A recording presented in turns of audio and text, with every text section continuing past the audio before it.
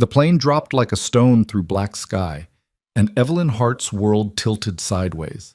Her eyes snapped open to find her head resting on the shoulder of the man she'd dismissed as nobody.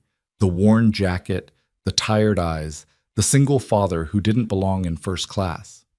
Around them, passengers screamed. Overhead bins burst open.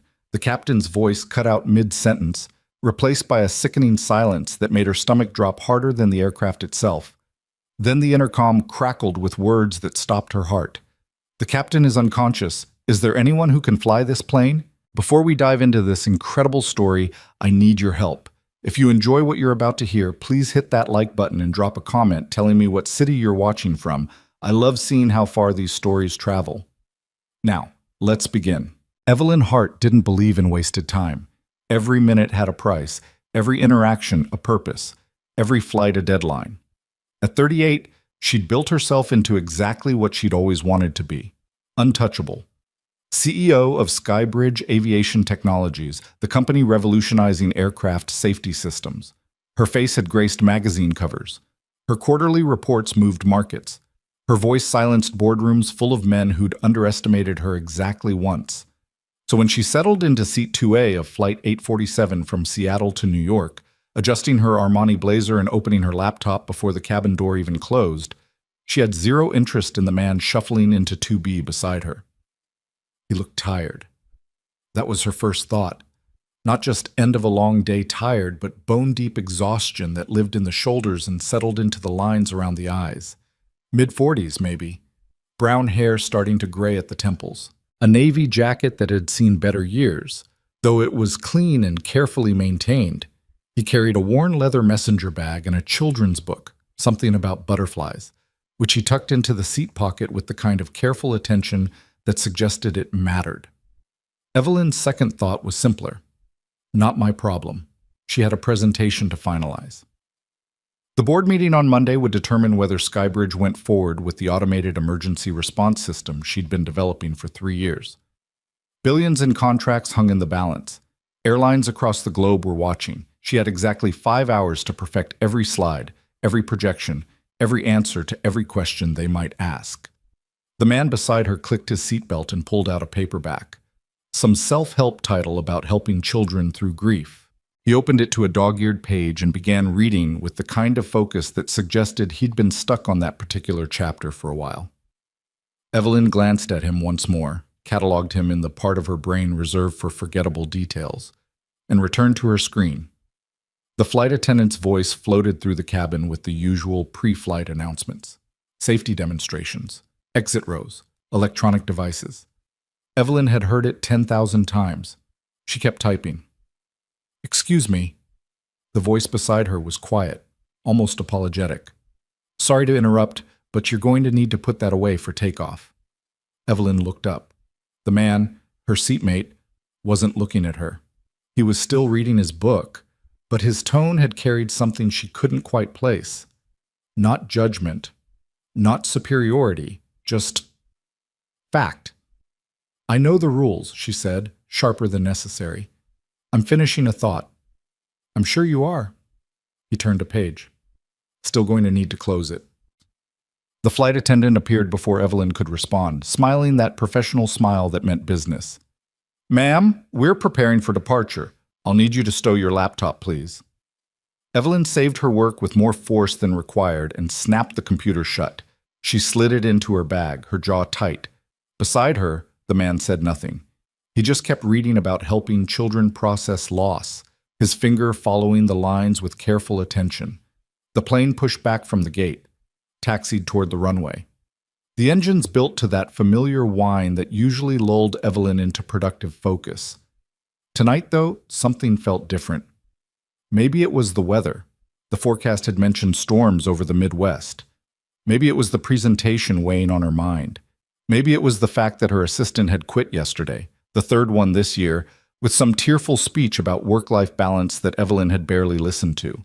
Or maybe it was the man beside her, reading about grief with the kind of attention that suggested he knew it personally.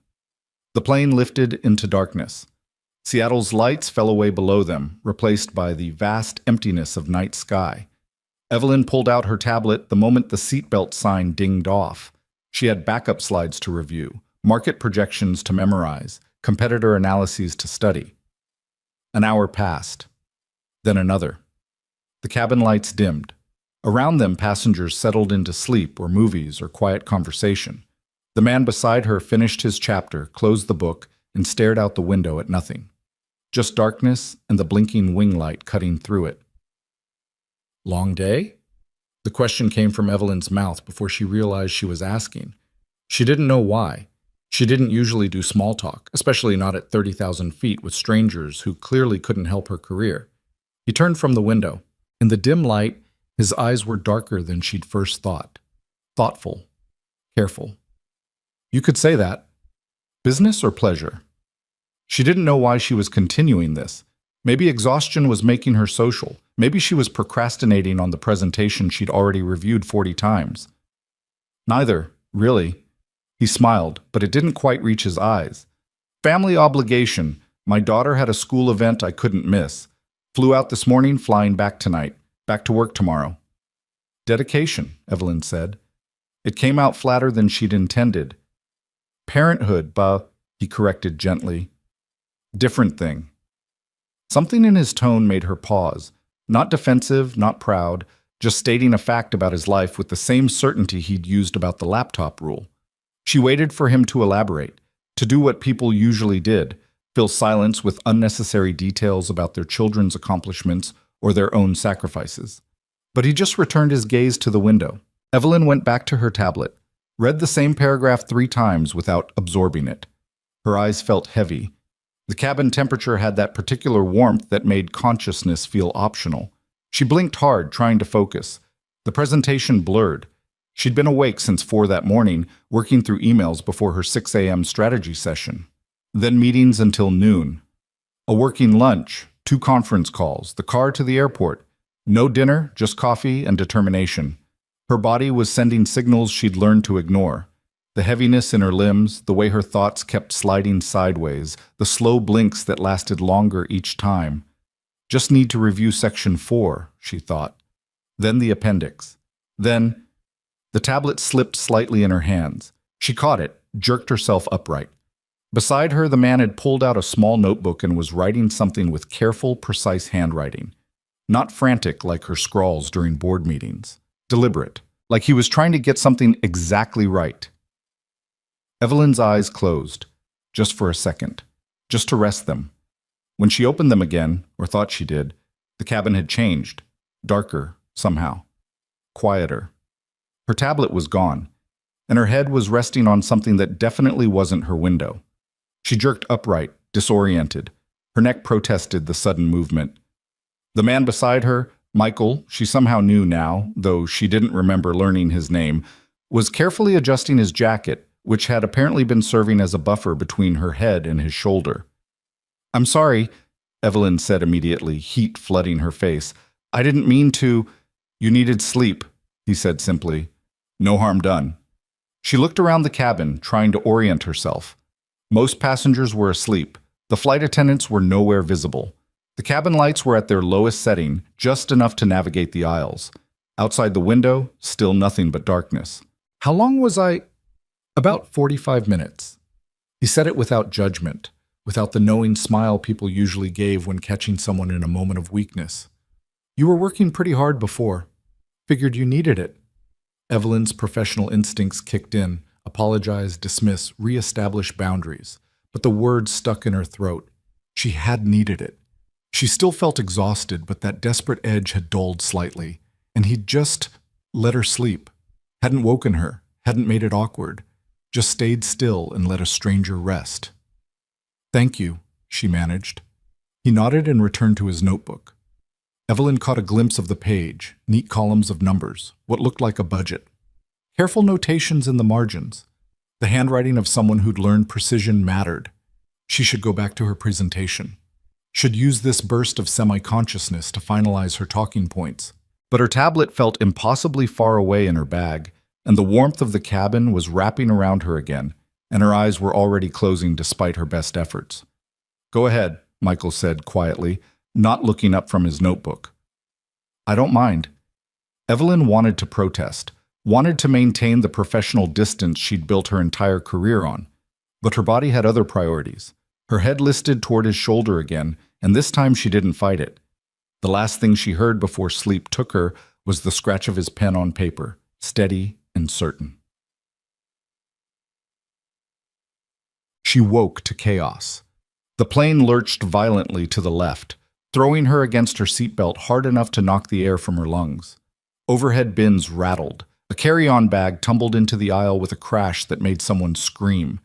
The cabin lights flickered once, twice, then blazed to full brightness. Evelyn's heart hammered against her ribs. Beside her, Michael was already upright, his hand braced against the seat in front of him. His face had changed, the tiredness burned away by something sharper.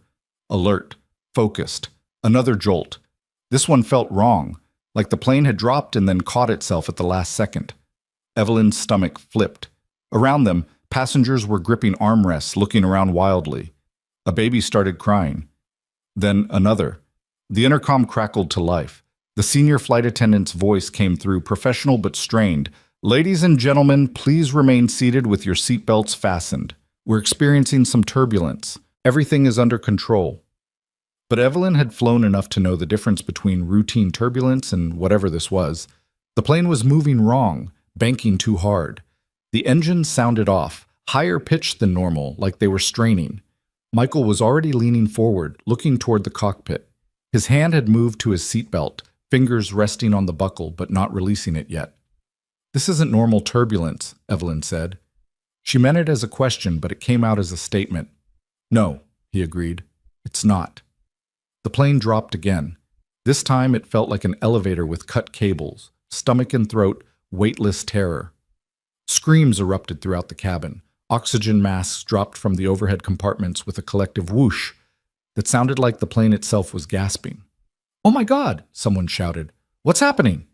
Evelyn grabbed her mask with shaking hands. Beside her, Michael did the same, but his movements were automatic, efficient. He pulled it over his face, secured it, then immediately looked around at nearby passengers to make sure they were doing the same. An elderly woman across the aisle was fumbling with hers, her hand shaking too badly to get the strap over her head. Without hesitation, Michael unbuckled, leaned across the aisle, and gently took the mask from her hands. "It's okay," he said, his voice calm despite the mask muffling it. "Let me help. You're doing fine." He secured it over her face, adjusted the straps, made sure she was breathing properly. Then he returned to his seat and rebuckled just as another jolt hit. The flight attendant's voice came through again, higher now. "Please remain seated. Please remain calm." Then the cockpit door burst open. The co-pilot stumbled into the cabin, his face sheet white. Behind him, Evelyn caught a glimpse of the captain slumped forward in his seat, not moving. The co-pilot grabbed the senior flight attendant by her shoulders, spoke rapidly in her ear. Evelyn couldn't hear the words over the roar of wind and engines and passenger panic, but she could see the flight attendant's face drain of color. The co-pilot disappeared back into the cockpit. The door closed. The senior flight attendant stood there for 3 seconds that felt like hours. Then she picked up the intercom handset. Her hand was visibly shaking. "Ladies and gentlemen," her voice cracked. She tried again. "Ladies and gentlemen, I need your attention. The captain has suffered a medical emergency. The first officer is handling the aircraft, but we need to know if there is anyone on board with significant flight experience. If you have extensive flying experience, please make yourself known to the flight crew immediately." The cabin erupted, passengers shouting questions, a man near the back yelling about his wife's heart condition, a teenager crying for his parents 3 rows away. The plane bucked again, harder, and the flight attendant grabbed the nearest seat to keep from falling. Beside Evelyn, Michael was perfectly still. She turned to look at him. His eyes were fixed on the cockpit door. His jaw was tight. His hands were gripping the armrests, but not in fear, in restraint, like he was physically holding himself in place. "We're going to die," someone sobbed behind them. "Oh God, we're going to die." The intercom crackled again. This time it was a man's voice, the co-pilot, Evelyn realized. Younger than she'd expected, barely controlled panic bleeding through his professional training. "I need help up here, now. If anyone has any experience flying aircraft, any experience at all, I need you in this cockpit immediately." Another drop, longer this time. 5 seconds of free fall that felt like minutes. Evelyn's vision grayed at the edges. She couldn't breathe, couldn't think. The mask was on her face, but no air seemed to be reaching her lungs. Then Michael unbuckled his seatbelt and stood up. The movement was so sudden, so deliberate, that it cut through Evelyn's panic. He was standing in the aisle, one hand on the overhead compartment for balance, facing the cockpit. His expression had changed completely. The tired, careful single father was gone. In his place stood someone else, someone harder, more certain. The senior flight attendant was struggling toward him against the turbulence. "Sir, I need you to sit down." "I can fly this plane," Michael said. His voice carried through the chaos, steady and absolute. "I can help." The flight attendant's eyes went wide. "You're a pilot?" "Yes." He was already moving toward the cockpit, his steps sure despite the bucking aircraft. 11 years commercial, 7 years military before that. Search and rescue mostly. If he needs help up there, I can provide it. Evelyn watched him go, her mind struggling to process what she'd just heard. The man in the worn jacket. The one reading about helping grieving children. The single father who'd let her sleep on his shoulder because she looked tired. A pilot. Not just a pilot. Military search and rescue. He disappeared into the cockpit. The door closed behind him. The plane lurched again, and Evelyn grabbed her armrests hard enough to hurt. Around her, passengers were praying, crying, calling loved ones. The woman Michael had helped with her mask was whispering something over and over, her eyes squeezed shut. Minutes crawled by. The turbulence didn't stop. If anything, it got worse. The plane was banking at angles that felt impossible, tilting so far to the left that Evelyn could see nothing but dark sky through her window. Then it would level out for 30 seconds before dropping again, that horrible weightless sensation that made her certain they were falling toward whatever was below them in the darkness. A flight attendant was making her way through the cabin, checking passengers, speaking in low, urgent tones. When she reached Evelyn's row, she leaned in close. "I need you to assume the brace position when I give the signal. Do you understand?" "What signal?" Evelyn's voice didn't sound like her own. "What's happening?" "Just be ready." The flight attendant moved on before Evelyn could ask anything else. The intercom crackled. Michael's voice came through, and somehow, impossibly, it was calm. "Ladies and gentlemen, this is Michael Cross. I'm a certified commercial pilot, and I'm now assisting the first officer in the cockpit. We've experienced multiple system failures, including loss of primary navigation and hydraulic pressure. We're currently working to stabilize the aircraft and prepare for an emergency landing." A fresh wave of panic swept through the cabin. Emergency landing, system failures, the words everyone feared. But Michael wasn't done. "I know you're scared. I understand that. But I need you to listen to me carefully. I've flown through worse than this, much worse. We have partial control of the aircraft, and we're working to get full control back. What I need from you is to stay calm, stay seated, and follow every instruction the flight crew gives you. Can you do that for me?" Something in his voice, that steady, unshakable certainty, cut through the terror. Evelyn found herself nodding even though he couldn't see her. Around the cabin, passengers were quieting, straining to hear. "The first officer and I are going to get you on the ground safely. That's my only job right now. Your job is to trust us and stay strong for each other. We're in this together, and we're going to get through it together." The intercom clicked off. Evelyn stared at the empty seat beside her. She'd dismissed him, categorized him as nobody, not worth her time or attention, a tired single father in a cheap jacket with nothing to offer someone like her. And now he was the only thing standing between 300 people and death. The plane shuddered again, a long, grinding vibration that felt like metal tearing. Somewhere behind Evelyn, a man was vomiting. A child was screaming for her mother. The flight attendants were strapping themselves into jump seats, their faces pale and set. Evelyn pulled out her phone. No signal this high up, but she opened her messages anyway and typed to her brother in Boston. "I love you. Tell Mom I love her. Take care of the company if something happens." She didn't send it, couldn't send it, but seeing the words on the screen made them real, made this moment real. She was going to die. They were all going to die. In this metal tube hurtling through darkness, completely at the mercy of two men in a cockpit trying to fix systems that had already failed. The intercom crackled again. The co-pilot this time, his voice tight. Flight crew, prepare for emergency landing procedures. Passengers, when you hear the command, immediately assume the brace position. Head down, hands on your ankles or behind your head. Stay in that position until the aircraft comes to a complete stop. Evelyn's whole body was shaking now. She couldn't control it. Her hands, her legs, even her jaw. Terror had taken over every cell, every nerve. This was it. This was how it ended. Not in a boardroom or a hospital bed or anywhere dignified. In a falling plane with strangers, her last moments spent in animal fear. Through the darkness outside her window, she caught a glimpse of lights far below. A town, maybe. Or a city. People down there going about their normal Saturday night, completely unaware that Flight 847 was dying above them. Then Michael's voice came through one more time. Quieter now, personal, like he was talking to each of them individually. Listen to me. I've been exactly where you are right now, scared, certain it was over. I've been in aircraft that were hit, that were failing, that everyone said couldn't be saved, and I'm still here. You know why? Because fear doesn't decide how this ends. Skill does. Determination does. And I am very skilled, and I am very determined, and I am not letting this plane hit the ground wrong. His voice hardened, took on an edge of command that must have been forged in military cockpits. So when I tell you to brace, you brace. When I tell you to stay down, you stay down. When we hit the ground, and we will hit it hard, you protect your head, you stay conscious, and the second we stop moving, you evacuate this aircraft in an orderly fashion. No panic. No pushing. We're all walking away from this, every single one of us. Do you understand? Evelyn realized she was crying.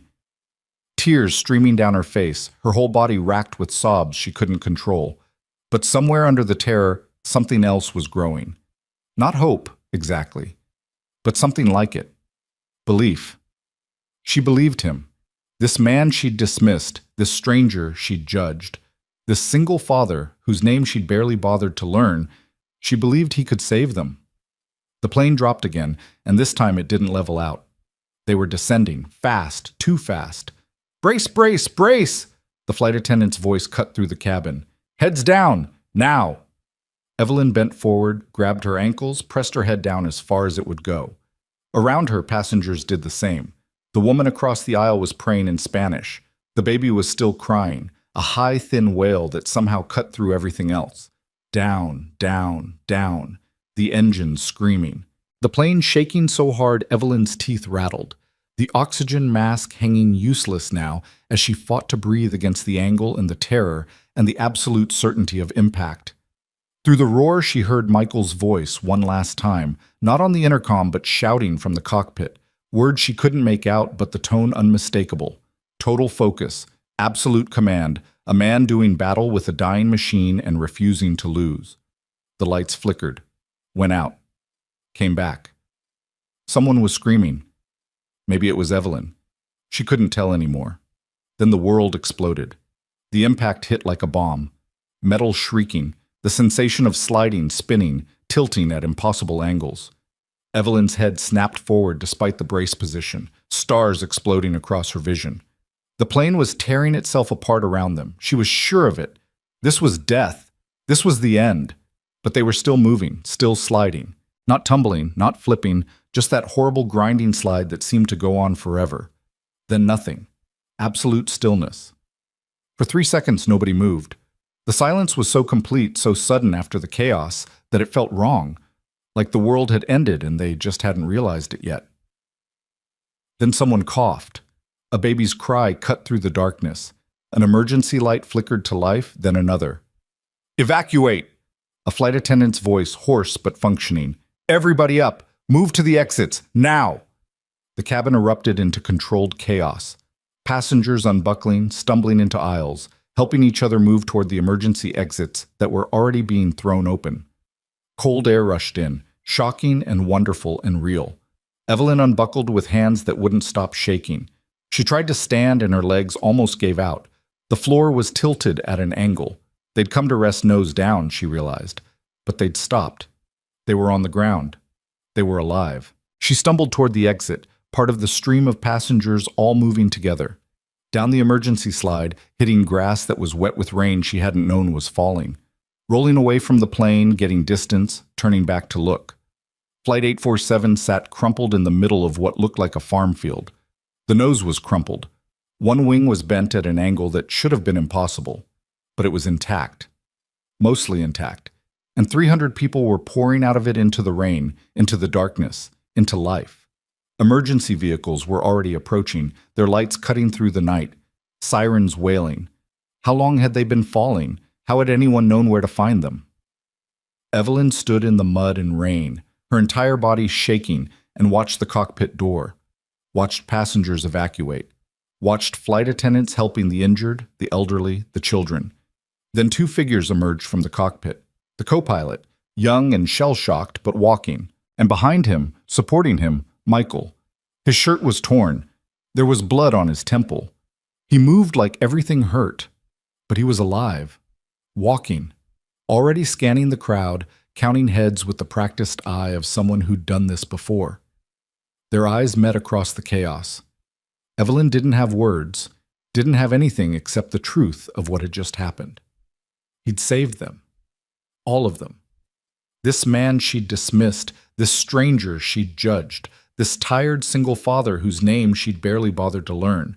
He'd looked death in the face and refused it 300 times over. Michael nodded once, just a small acknowledgement that she was alive, that they were all alive, then turned his attention to a family struggling away from the wreckage, moving to help before anyone even asked. Evelyn sank to her knees in the mud, her legs finally giving out completely. Around her, passengers were crying, embracing, calling loved ones. Emergency crews were establishing triage. The rain kept falling, cold and clean and impossible. They were alive. And everything she'd thought she knew about herself, about value, about what mattered, all of it had shattered the moment that plane started falling. The CEO who'd built an empire on being right, on being untouchable, on never wasting a moment, she knelt in the mud and realized she didn't know anything at all. The emergency lights painted everything in harsh red and white as paramedics moved through the crowd of survivors. Evelyn stayed on her knees in the mud longer than she meant to, watching the organized chaos unfold around her. Someone wrapped a silver emergency blanket around her shoulders. A paramedic crouched beside her, shining a light in her eyes. Asking questions she answered automatically. Name, age, any pain, any injuries, she had none. Not physically, but something inside her felt cracked open, exposed to air it had never touched before. Ma'am, can you stand? The paramedic's voice was gentle but insistent. We need to get you checked out properly.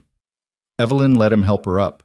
Her legs held this time, though everything felt distant and strange, like she was watching herself from somewhere outside her body. He guided her toward the triage area they'd established, a section of field lit by portable lights where medical personnel were assessing everyone who'd walked away from the wreckage. As they moved through the crowd, Evelyn saw Michael. He was sitting on the bumper of an ambulance while a paramedic cleaned the cut on his temple. Another paramedic was trying to get him to lie down on a stretcher, and he was refusing with quiet but absolute firmness. I'm fine, he was saying. Check the passengers first. There were elderly people on board, children. I'm not your priority. Sir, you just crash-landed a commercial aircraft. You need to be examined for... I said check the passengers first. Michael's voice remained calm, but something in his tone made the paramedic step back. Not fear. Respect. The recognition of someone who would not be moved on this particular point. The paramedic sighed and moved on to the next patient. Michael pressed a gauze pad to his temple and stood up, scanning the crowd with that same counting expression Evelyn had seen right after the crash, making sure everyone was accounted for. Their eyes met again. This time Evelyn walked toward him, the emergency blanket trailing behind her like a cape. You're hurt, she said when she reached him. It sounded stupid the moment the words left her mouth. Of course he was hurt. He'd just saved 300 lives while wrestling a dying plane to the ground. It's nothing, he said, and she believed he genuinely thought that was true. Are you okay? You hit your head pretty hard during landing. I don't remember hitting it. Evelyn touched her forehead, and her fingers came away with blood she hadn't realized was there. I don't remember much after we touched down, just sliding and the noise. That's normal. Adrenaline does that. He pressed the gauze more firmly to his own wound. You should let them check you out. Head injuries are tricky. So should you. A ghost of a smile crossed his face. Probably. But there are people here who need help more than I do. A woman approached them then, holding a small boy's hand. The child couldn't have been more than 5, his eyes wide and red from crying. The woman's face was tear-streaked but determined. "Are you the pilot?" she asked Michael. "The one who landed the plane?" "I helped, yes." "You saved my son's life." Her voice broke. "You saved all of us. I don't know how to thank you. I don't know what to say except thank you. Thank you." The boy was staring at Michael with the kind of awe children reserve for superheroes. Michael crouched down to the child's level, wincing slightly at the movement. "What's your name?" he asked gently. "Tommy," the boy whispered. "Well, Tommy, you were very brave up there. Your mom tells me you stayed calm and did exactly what the flight attendants told you to do. That's what helped keep everyone safe. You should be proud."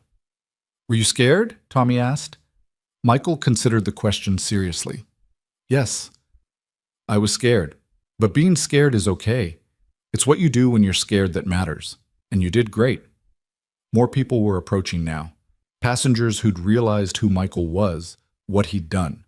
They formed a loose crowd around him, some crying, some trying to shake his hand, all of them needing to express something that words couldn't quite capture. Evelyn stepped back, giving them space. She watched Michael handle each person with the same quiet attention, listening to their thanks, deflecting their praise, redirecting focus to the flight crew who'd evacuated everyone safely. He looked exhausted. The cut on his temple was still bleeding, but he gave each person his full attention, like their gratitude mattered more than his own pain. A news van pulled up at the edge of the field, then another. Reporters were already setting up cameras, trying to get shots of the wreckage and the survivors. One of them spotted Michael and started moving toward him with purpose, microphone in hand. Michael saw the reporter coming, and something changed in his expression. Not fear, but something close to it. He looked around quickly, spotted Evelyn, and moved toward her with surprising speed for someone who'd just crash-landed a plane. "I need to go," he said quietly when he reached her. "The press, I can't talk to them. Not about this." "Why not?" Evelyn asked, genuinely confused. "You're a hero. They'll want your story." "That's exactly why." He was already backing away toward the darker part of the field, away from the lights and cameras. "I can't explain right now, but please, if they ask, you don't know where I went." Before Evelyn could respond, he'd disappeared into the crowd of survivors and emergency personnel. The reporter reached Evelyn moments later, breathless and eager. "Excuse me, ma'am. Sarah Chen, News 7. Can you tell me what happened up there?" Evelyn looked at where Michael had vanished, then back at the reporter. "The captain had a medical emergency. A passenger with flight experience helped land the plane. That's all I know." "Do you know the passenger's name? Where is he now?" "No," Evelyn lied smoothly. "I don't know his name. Everything happened so fast." The reporter moved on, hunting for someone more cooperative. Evelyn pulled the emergency blanket tighter and tried to understand what had just happened. Why would someone run from recognition after doing something so extraordinary? Most people would embrace that kind of attention, would ride the wave of heroism into every talk show and interview they could find. But Michael had fled it like it was dangerous. A hand touched Evelyn's elbow. She turned to find a middle-aged woman in a paramedic's uniform, her expression kind but firm. "I'm Amy Chen. I need you to come with me for a full examination.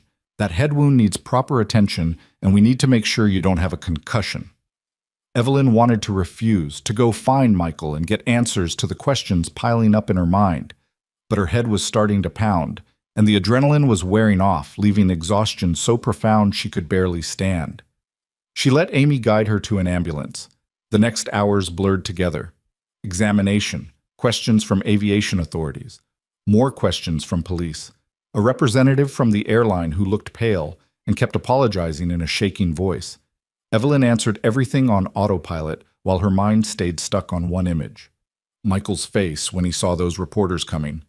The way he'd run. By the time they let her go, dawn was breaking over the field. The wreckage of Flight 847 looked even worse in daylight. The crumpled nose, the torn wing, the long scar it had carved through the grass. Investigators swarmed over it like ants, documenting everything. Evelyn's phone had survived the crash. 47 missed calls, 63 text messages. Her assistant, former assistant, had somehow heard about the crash and left a voicemail telling her to call immediately. Her brother had left 6 increasingly panicked messages. Her mother had texted simply, "Please be alive." She called her brother first. "Evelyn! Oh my God, Evelyn!" His voice cracked. "I saw the news. They said Flight 847 went down. I've been calling for hours." "I'm okay," she said. Her voice sounded strange to her own ears. Flat, distant. "I'm alive. Everyone's alive." "How?" "The news is saying it was a miracle. Multiple system failures, the captain incapacitated. How did anyone survive that?" "There was a passenger, a pilot. He landed it. They're saying he's refusing to talk to the press. Nobody knows who he is. The airline won't release passenger information." "Evelyn, what happened up there?" She closed her eyes, saw the plane falling, felt her head on Michael's shoulder, watched him stand up and walk toward certain death with absolute calm. "I don't know," she said. "I need to go. I'll call you later." She hung up before he could protest. A shuttle bus was loading survivors to take them to a hotel where the airline had arranged rooms. Evelyn climbed aboard, found a seat, and stared out the window at the crash site shrinking behind them. The hotel was chaos. Survivors reuniting with families who'd driven through the night to get there, reporters crowding the lobby, airline representatives trying to coordinate everything while looking like they hadn't slept in days. Evelyn checked in, got her room key, and escaped to the elevator before anyone could recognize her. The room was generic, beige walls, mass-produced art, industrial carpet. She stood in the middle of it for a long moment, then walked to the bathroom mirror.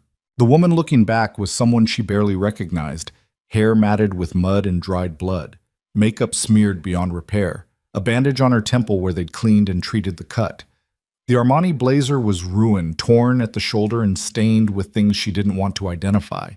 She looked like someone who'd survived a plane crash, which, she supposed, was accurate. Evelyn stripped off her clothes and stood in the shower until the water ran cold, watching mud and blood swirl down the drain. When she finally emerged, she felt marginally more human. Still exhausted, still shaken, but functional. Her laptop had survived the crash, protected in her bag. She opened it and stared at her presentation, the one she'd been so desperate to perfect. The board meeting was Monday. Tomorrow, technically, though it felt like years had passed since she'd cared about quarterly projections and market share.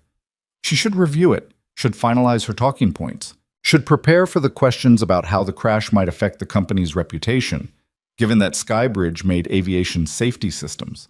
Instead, she opened her browser and typed, "Michael Cross pilot." The search returned thousands of results. Too many, too generic. She added Seattle and tried again. Still nothing useful. Just articles about various pilots named Michael Cross, none of them matching the man from the plane. She tried Michael Cross search and rescue and got closer. A few mentions in old military publications, commendations for service, but nothing recent. Nothing that explained who he was or why he'd been sitting in coach on a commercial flight wearing a worn jacket and reading a book about helping children through grief. A knock on her door interrupted her searching. Evelyn considered ignoring it, but the knock came again, insistent. "Ms. Hart? It's Richard Preston from Skybridge Aviation. I need to speak with you urgently." Evelyn sighed and opened the door. Richard was her VP of Communications, a rail-thin man in his 50s who looked like he'd aged a decade overnight. His tie was loose, his shirt wrinkled, his eyes bloodshot. "Richard, what are you doing here? What do you think I'm doing here?" The CEO of an aviation safety company just survived a crash caused by multiple system failures. The press is going insane. The board is freaking out. I drove through the night because we need to get ahead of this before it destroys everything you've built. He pushed past her into the room, already pulling out his tablet. "I've drafted 3 statements. One for the press, one for the board, one for our clients. I need you to review them immediately. And we need to discuss your interview strategy. Every major network wants you. This could be terrible for the company, or it could be the best PR we've ever had, depending on how we handle it." Evelyn stared at him. People almost died last night. I almost died. I know. And I'm grateful you're alive. But right now, we need to think about the company. Our stock is going to take a hit when the market opens. Our competitors are going to use this. We need to control the narrative. Something cold settled in Evelyn's chest. This was what she'd built. This was the world she'd chosen. Where a plane crash wasn't a tragedy, it was a PR problem. Where 300 lives saved meant nothing compared to quarterly earnings. Get out, she said quietly. Richard looked up from his tablet. Excuse me? Get out. I'll deal with the company tomorrow. Right now I need to be alone. Evelyn, we don't have time for... I said get out. The words came out sharper than she'd intended, cutting through his protests. I almost died last night. I am taking 1 day to process that. The company can survive 24 hours without me. Now leave. Richard opened his mouth, closed it, then nodded and headed for the door. He paused at the threshold. I'm sorry. You're right. I'm scared, Evelyn. If this goes wrong, everything we've built could collapse. Then maybe we built it on the wrong foundation, she said. He left looking confused. Evelyn locked the door behind him and returned to her laptop. She tried different search combinations, different databases, anything that might tell her more about Michael Cross. Then she remembered something. The notebook he'd been writing in, the careful budget calculations, the worn messenger bag that had survived the crash along with him. She'd seen him leave it in the overhead compartment, seen him forget about it in the chaos of evacuation. It would still be there, in the wreckage.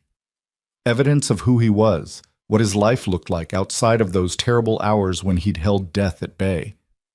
Evelyn stood up, grabbed her jacket, and headed for the door. She needed answers, needed to understand why a man who'd saved 300 lives was hiding from recognition, needed to know why someone with his skills and courage had been sitting in coach reading about grief. The crash site was still restricted, but Evelyn had spent years learning how to get into places she wasn't supposed to be. She talked her way past the first security checkpoint by showing her CEO credentials and mentioning Skybridge's safety systems. Got through the second by implying she was conducting company business for the investigation. The field was quieter now. Most survivors had been evacuated. The investigation team was smaller, more focused. They'd erected a tent over part of the wreckage, protecting it from the elements while they documented everything. Evelyn approached a woman in an NTSB jacket who looked less busy than the others. Excuse me, I was on the flight. I left something in my overhead compartment, my medication.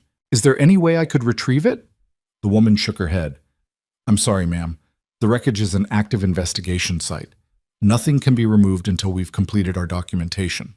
But it's just personal belongings. Surely, I understand, but protocol is protocol. We'll release personal items as soon as we're able, probably within a week. Evelyn thanked her and walked away, frustrated. She stood at the edge of the restricted zone, staring at the crumpled fuselage of Flight 847. Somewhere in there was Michael's bag, his notebook, the answers she needed. You're looking for something. The voice made her jump. She turned to find an older man in investigator's gear, his hair steel gray, his eyes sharp and assessing. I left something on the plane, Evelyn said, but they won't let me get it. Smart woman like you knows that's not how crash investigations work. He smiled slightly. I'm Thomas Reed, lead investigator. You're Evelyn Hart, Skybridge CEO. I recognized you from the coverage. Then you know I understand the importance of proper procedure. I do, which makes me wonder why you're really here. Thomas studied her face. You're looking for information about the passenger pilot, Michael Cross. Evelyn's heart kicked up. You know him? I know of him, enough to know he doesn't want to be found. Thomas glanced back at the wreckage. And enough to know that what he did last night was extraordinary. 11 years since he flew commercially, and he puts that plane down with only 6 serious injuries and 0 fatalities. That's not luck. That's skill most pilots will never have. Why hasn't he flown in 11 years? Thomas was quiet for a long moment. That's his story to tell, not mine. He saved my life. I think I deserve to know who he is. Maybe. But wanting to know and deserving to know aren't always the same thing. Thomas turned to leave, then paused. He's not hiding because he's ashamed. He's hiding because he has things in his life that matter more than being called a hero. If you're smart, and I think you are, you'll respect that. He walked away before Evelyn could respond. She stood there as the morning sun climbed higher, warming the field where she'd nearly died. Emergency workers were packing up their equipment. News vans were pulling away, moving on to other stories. Life was returning to normal for everyone who hadn't been on that plane. But nothing felt normal to Evelyn. The world had tilted sideways, and she couldn't figure out how to straighten it. Her phone buzzed. A text from her brother. "Mom's freaking out. Please call her." Another from Richard. "Board wants emergency meeting Monday morning before your presentation. Need to brief you ASAP." A third from an unknown number. "Ms. Hart, this is David Chen from the Washington Post. I'd like to interview you about the crash and the anonymous hero who saved everyone. Please call me." Evelyn silenced her phone and walked back to her rental car. She drove without destination, just moving because staying still felt impossible. The roads were empty this early on a Sunday morning. She passed farms and small towns and churches with parking lots starting to fill for morning service. She ended up at a diner 30 miles from the crash site. The kind of place with red vinyl booths and coffee that tasted like it had been brewing since yesterday. A waitress who looked barely awake took her order without recognition or interest. Evelyn sat in a corner booth and tried to make sense of everything that had happened. Less than 24 hours ago, she'd been the CEO who had it all figured out. The woman who'd built an empire on certainty and control, who knew the value of every minute, every interaction, every relationship. That woman had dismissed Michael Cross as nobody, had judged him by his jacket and his book, and decided he had nothing to offer her. That woman had been so completely, devastatingly wrong. The coffee arrived, terrible and perfect at the same time. Evelyn wrapped her hands around the mug and stared out the window at the parking lot. A family was loading into a minivan. Parents, 3 kids, a grandmother. The kids were arguing about something. The parents looked exhausted. The grandmother was laughing. Normal, ordinary. The kind of life Evelyn had left behind years ago in her climb to the top. Her phone buzzed again. Another number she didn't recognize. She almost didn't answer, but something made her pick up. "Ms. Hart, this is Jennifer Walters. I'm a caseworker with Family Services in Seattle. I'm trying to locate Michael Cross. His daughter is asking for him, and we can't reach him. The airline gave me your number as someone who might know how to contact him." Evelyn sat up straighter. "His daughter?" "Yes. Emma. She's 8. She's staying with her regular caregiver while Michael was traveling, but she's seen the news about the crash. She knows her father was on that flight, and she's very upset. If you know how to reach him, please. It's important." "I don't have his number," Evelyn said, "but I can try to find him. What's your number?" Jennifer rattled it off. "Please hurry. Emma is very frightened, and Michael needs to know she's asking for him." The call ended. Evelyn stared at her phone, pieces clicking together. The book about helping children through grief. The exhaustion in his eyes. The way he'd talked about parenthood as something different from dedication. Michael wasn't just a single father. He was a widower raising a daughter alone, working some job that let him fly to Seattle for a school event and back the same day. Living a life that clearly didn't include enough money for first-class tickets or new jackets. And now that daughter was scared and asking for him, while he was somewhere hiding from reporters who wanted to turn him into a story. Evelyn pulled up her contact list and called the hotel. Got transferred to 6 different people before finally reaching someone who could help. "I need to know if Michael Cross is a registered guest," she said. "It's urgent. Family emergency." "I'm sorry, ma'am, but we can't release guest information. His daughter is trying to reach him. She's 8 years old and she's scared. Please." A pause. "Hold on." 2 minutes later. "We have no one registered under that name, but there are several guests who checked in without identification last night, survivors who lost their wallets in the crash. If you can describe him, I can ask the front desk staff to watch for him." Evelyn described Michael in detail. The woman promised to call if they spotted him. It wasn't much, but it was something. She paid for her coffee and headed back to the hotel. The lobby was still crowded with survivors and families, but the energy had changed. Relief had settled in. People were making plans to get home, booking flights, comparing stories. Evelyn scanned the crowd, looking for a worn jacket and tired eyes. Nothing. She tried the conference room where the airline was coordinating survivor support, asked if anyone had seen Michael Cross, got blank looks and apologies. Finally, she went back to her room and opened her laptop again. This time she searched differently. Not for Michael Cross the pilot, but for Michael Cross in connection with Skybridge Aviation. And there it was, buried in an industry newsletter from 11 years ago. Skybridge Aviation Systems terminates senior engineer Michael Cross after disagreement over safety protocols.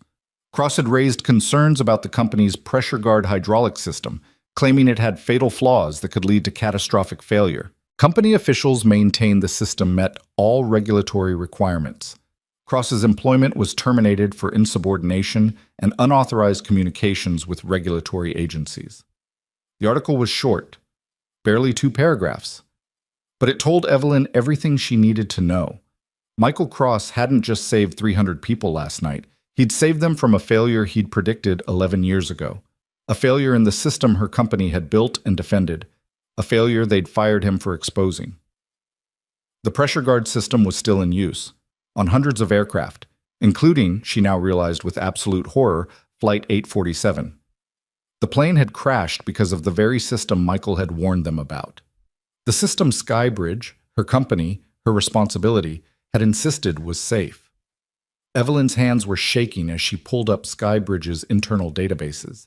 She had access to everything as CEO: design documents, testing reports, incident logs. She'd never looked at the pressure guard files before. It was an older system, proven, reliable, according to all official reports. But as she dug deeper, she found something else. Buried in old QA reports, flagged and then dismissed. Pattern failures in extreme conditions. Small hydraulic leaks that seemed statistically insignificant. Maintenance notes about pressure fluctuations that were written off as sensor errors. Every single thing Michael had warned about. And her company had ignored it all, had fired him for refusing to stay quiet, had protected their reputation and their contracts instead of fixing a flaw that had nearly killed 300 people. The room spun. Evelyn gripped the edge of the desk, fighting nausea that had nothing to do with her head injury. She'd built her entire career on being right, on making the tough calls, on trusting her judgment and the judgment of the people she'd hired. And she'd been so catastrophically wrong that it had almost killed her and everyone else on that plane. The man she'd dismissed, judged, and ignored had been the only one telling the truth, had sacrificed his career to try to stop this. And last night, he'd had to save everyone from a disaster he'd tried to prevent 11 years ago. A knock on her door. Evelyn ignored it. The knock came again, harder. "Evelyn, I know you're in there. Open up." Richard. She almost told him to go away again, but she needed someone to know what she'd found, needed someone to help her figure out what came next. She opened the door. Richard pushed past her, already talking. "Okay, I've been thinking about our strategy. We need to position you as a survivor, not just a CEO. Human interest, personal transformation. We can—" "Richard, stop." Evelyn's voice was hollow. "We have a much bigger problem." She showed him what she'd found, watched his face drain of color as he read the reports, the warnings, the documentation of a cover-up she'd never even known existed. "This is from before your time," Richard said finally. "You weren't CEO when they fired him. You didn't make this decision. I'm CEO now. It's my company, my responsibility."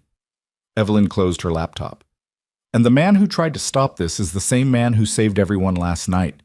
The man we destroyed professionally is the only reason 300 people are still alive. What are you going to do?"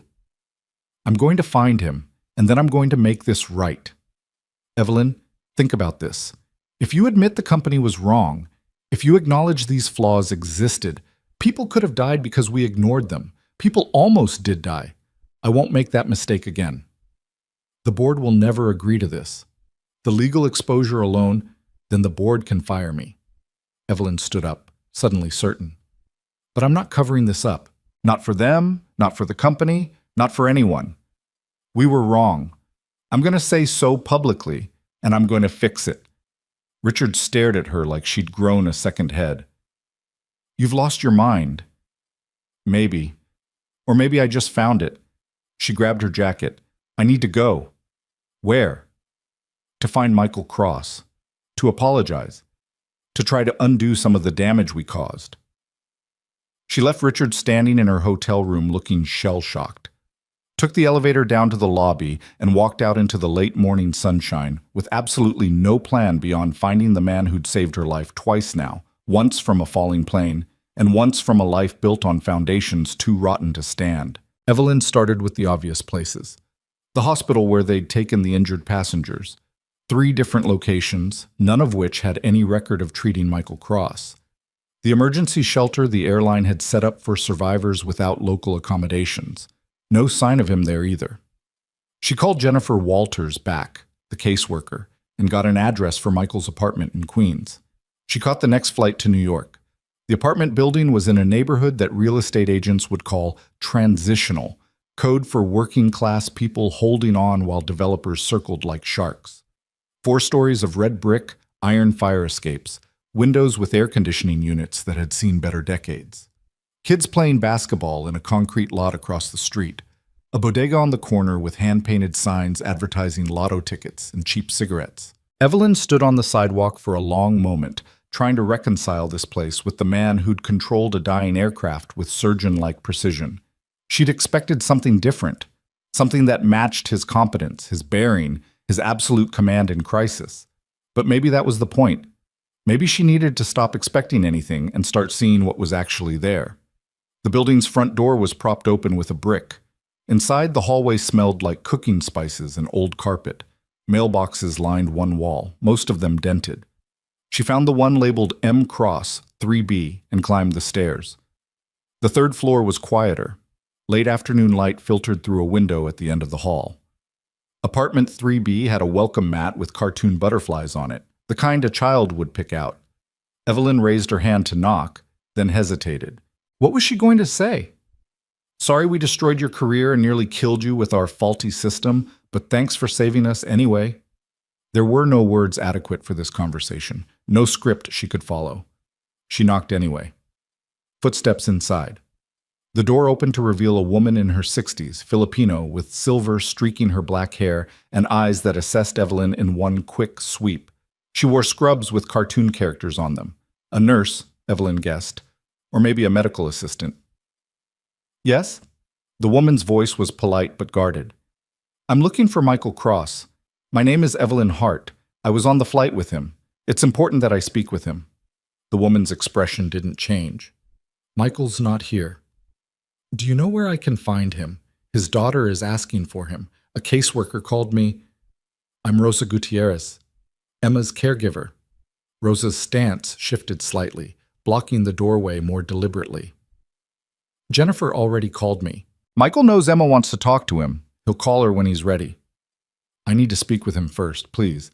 It's about the crash, about his former job with my company. Your company? Rosa's voice went flat. Skybridge Aviation. The company that fired him for doing the right thing. The company that made sure he'd never work as an engineer again. Yes. Evelyn met her gaze steadily. That company, which I now run, and which needs to answer for what it did to him. Rosa studied her for a long moment. Behind her, Evelyn could hear a television playing cartoons, a child's voice singing along with the theme song. Emma doesn't know yet, Rosa said quietly, about her father being on that plane, about what happened. She knows he went to her school event in Seattle, and she knows he was supposed to be home this morning. She's asking why he's late. How old is she? 8, and she's already lost her mother. She doesn't need reporters and cameras and people making her father into some kind of celebrity when all he wants is to be left alone to raise his daughter in peace. I understand. I'm not here as press. I'm here because I owe him an apology and an explanation, and because I need to make things right. You can't make it right, Rosa's voice hardened. You can't give him back 11 years of his life. You can't give him back his career or his reputation or the savings he burned through fighting your lawyers. You can't give Emma back the house they had to sell, or the college fund that's gone, or the security she should have had. Each word hit like a physical blow. Evelyn had known, abstractly, that firing Michael had consequences. But standing here, Hearing them enumerated by someone who'd witnessed the damage firsthand made it real in a way board reports never could. "You're right," Evelyn said. "I can't undo any of that, but I can acknowledge it publicly. I can make sure the system he warned us about gets fixed. I can clear his name and restore his reputation. And I can make sure Emma has that college fund again. It won't erase what happened, but it's a start." "Why?" Rosa demanded. "Why now? Because he saved your life? Because you feel guilty?" "Yes, to all of it, but also because it's the right thing to do. Because my company was wrong, and I'm tired of building success on a foundation of lies." Rosa was quiet for a moment, then she sighed. "He's at St. Catherine's, the church 4 blocks east. But if you upset him, if you make this harder for him than it already is, I will make you regret it. Michael is a good man who's been through enough." "I understand. Thank you." Evelyn turned to leave, then paused. "What happened to Emma's mother, if you don't mind my asking?" Rosa's expression softened slightly. "Cancer. 3 years ago. Emma was 5. Sarah, that was her name, she was a teacher. Special education. They were happy, you know? Really happy. Had a house in the suburbs, good jobs, plans for more kids. Then Michael got fired and blacklisted. Sarah had to keep working through her treatment because they needed the insurance.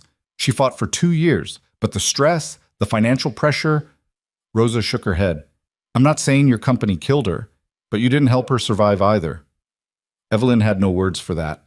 She just nodded and walked away, Rosa's voice following her down the hall. 4 blocks east, the old stone church. You can't miss it." The walk to St. Catherine's took her through streets that reminded Evelyn of what New York used to be before the hedge funds and tech companies remade it in their image. Corner stores run by families who'd been there 40 years. Apartment buildings where 3 generations lived within shouting distance. People who knew each other's names, who looked out for each other's kids. The kind of community Evelyn had left behind climbing toward the top. St. Catherine's was exactly what Rosa had described. Old stone, Gothic architecture, stained glass windows that had survived a century of city life. The heavy wooden doors were propped open.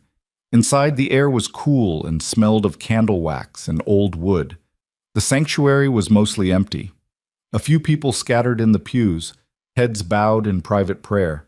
Afternoon light filtered through the stained glass, painting everything in shades of blue and gold. Michael sat alone in the back row, his elbows on his knees, his head in his hands. He'd changed clothes since the crash, jeans and a dark t-shirt, both clean but worn soft from many washings. The bandage on his temple stood out white against his dark hair. Evelyn slid into the pew behind him. He didn't turn, but his shoulders tensed slightly. He'd known she was there. "Rosa called ahead," he said quietly. "Told me you were coming." "I can leave if you want." "No, sit." He straightened up, but didn't turn around.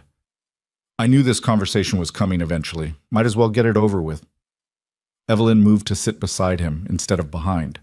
Up close, he looked exhausted in a way that went beyond the crash, the kind of tired that lived in the bones. "How did you find me?" he asked. "Your name was in old company records from when we fired you." She paused. "I read the reports, all of them. The warnings you filed about the pressure guard system, the safety concerns you raised, the way we ignored everything you said and then destroyed your career when you wouldn't let it go." Michael was silent. "Flight 847 crashed because of a pressure guard failure," Evelyn continued. "The exact failure you predicted 11 years ago. You were right about everything, and we were wrong, and 300 people almost died because of it." "But they didn't die." Michael's voice was barely above a whisper. "That's what matters. You saved them from a disaster we caused, a disaster you tried to prevent." Evelyn had practiced this speech on the flight to New York, but now all her careful words felt inadequate. "I'm sorry for all of it, for what my company did to you, for what it cost you and your family. I know sorry doesn't fix anything, but I need you to hear it anyway." Michael turned to look at her finally. His eyes were red-rimmed, whether from exhaustion or emotion she couldn't tell. "You weren't CEO when it happened. You didn't fire me." "No, but I'm CEO now, which makes it my responsibility to fix it." "How do you fix something that already happened? You can't give me back my job at Boeing. You can't give me back the years I spent fighting blacklist after blacklist, trying to find engineering work while my wife died and my daughter watched her father fail over and over. His voice remained quiet, but something raw had entered it. You can't give my daughter back her mother, who might have survived if we'd had the financial stability to get her the best treatment. You can't undo any of it. No, I can't. But I can make sure everyone knows you were right. I can clear your name publicly. I can fix the pressure guard system and make sure no other plane fails the way 847 did. And I can make sure Emma has the future she deserves. Michael shook his head. I don't want your money. I don't want your public apologies. I just want to raise my daughter in peace. What about justice? What about making sure this doesn't happen to someone else? Justice? Michael laughed, but there was no humor in it. I learned a long time ago that there's no justice. There's just what you can control and what you can't. I can control being a good father to Emma. I can control showing up for my job. I'm a maintenance supervisor at an apartment complex, by the way, since you're probably wondering what happened to the engineer. I can control being there when she needs me. That's it. That's all I have left. You have more than that. You have the truth. And people need to hear it. Why? Michael stood up abruptly, his voice rising slightly before he caught himself and lowered it again, mindful of the church. Why do people need to hear it? So they can make me into some kind of hero? So reporters can camp outside my apartment and scare my daughter? So I can spend the next year doing interviews and testifying and reliving the worst parts of my life? So it doesn't happen again, Evelyn said simply. So the next engineer who sees a safety flaw doesn't stay quiet because they saw what happened to you. So my company, so the whole industry, knows there are consequences for putting profit over people. Michael sat back down, the fight draining out of him. I'm tired, Evelyn. I've been tired for 11 years. I just want to go home to my daughter. They sat in silence for a moment. Somewhere in the church, a door opened and closed. Footsteps echoed and faded. Tell me about Emma, Evelyn said, finally. Michael's expression softened immediately. She's 8, smart as hell, loves butterflies, collects books about them, draws them constantly. She wants to be a scientist when she grows up, studies lepidopterist. He smiled slightly. She can't quite pronounce it yet, but she will. She gets that determination from her mother. Rosa mentioned her mother was a teacher. Special education. Sarah believed every kid deserved someone fighting for them, especially the ones everyone else had given up on. Michael's voice had gone gentle with memory. She would have loved what you're trying to do right now. The accountability, the making things right. That was her whole philosophy. You can't change the past, but you can choose better going forward. She sounds remarkable. She was. Emma's a lot like her. Same fire, same absolute certainty about right and wrong. It's beautiful and terrifying watching her grow up with Sarah's sense of justice. He paused. That's why I can't hide from this forever, even though I want to. Emma's going to ask questions. She's going to see the news coverage eventually, and I need to be able to tell her I did the right thing, whatever that turns out to be. Then help me fix this, Evelyn said. Not for the publicity or the recognition, for Emma. So she grows up knowing her father stood up for the truth and won, even if it took 11 years. Michael closed his eyes. What exactly are you proposing? Tomorrow I have a board meeting. I'm going to tell them everything, about the pressure guard failures, about you, about the cover-up. I'm going to recommend we ground every aircraft using that system until it's completely redesigned, and I'm going to publicly acknowledge what the company did to you. They'll fire you, probably, but I'll go out telling the truth. That has to count for something. Evelyn took a breath. I want you there. I want the board to hear directly from you about what you warned us about, what we ignored. I want them to look you in the face while they decide what matters more, their liability exposure or people's lives. You're asking me to relive the worst professional experience of my life in front of the people who made it happen. Yes, I am, and I have no right to ask that of you. Evelyn met his eyes. But I'm asking anyway, because you're the only one who can make them understand the real cost of what they did. Michael stared at the altar, at the light filtering through stained glass. If I do this, if I stand up in front of your board and tell them they were wrong, it opens up everything again. The media attention, the scrutiny, Emma's life becoming public property. Rosa's right that I've been through enough, that we've been through enough. I know, And if you say no, I'll respect that. I'll fight this battle alone if that's what you need. But it would mean more coming from you. The truth always means more from the person who lived it. A woman entered the sanctuary, moving slowly toward the front. She lit a candle, knelt, crossed herself. Her lips moved in silent prayer. Evelyn and Michael watched her, giving her the privacy her devotion deserved. After she left, Michael spoke again. When I was flying rescue, we had this saying, "You can't save people who won't grab the rope. Doesn't matter how good you are, how skilled, how determined. If someone won't reach for the help you're offering, there's nothing you can do but watch them drown." "I'm reaching," Evelyn said.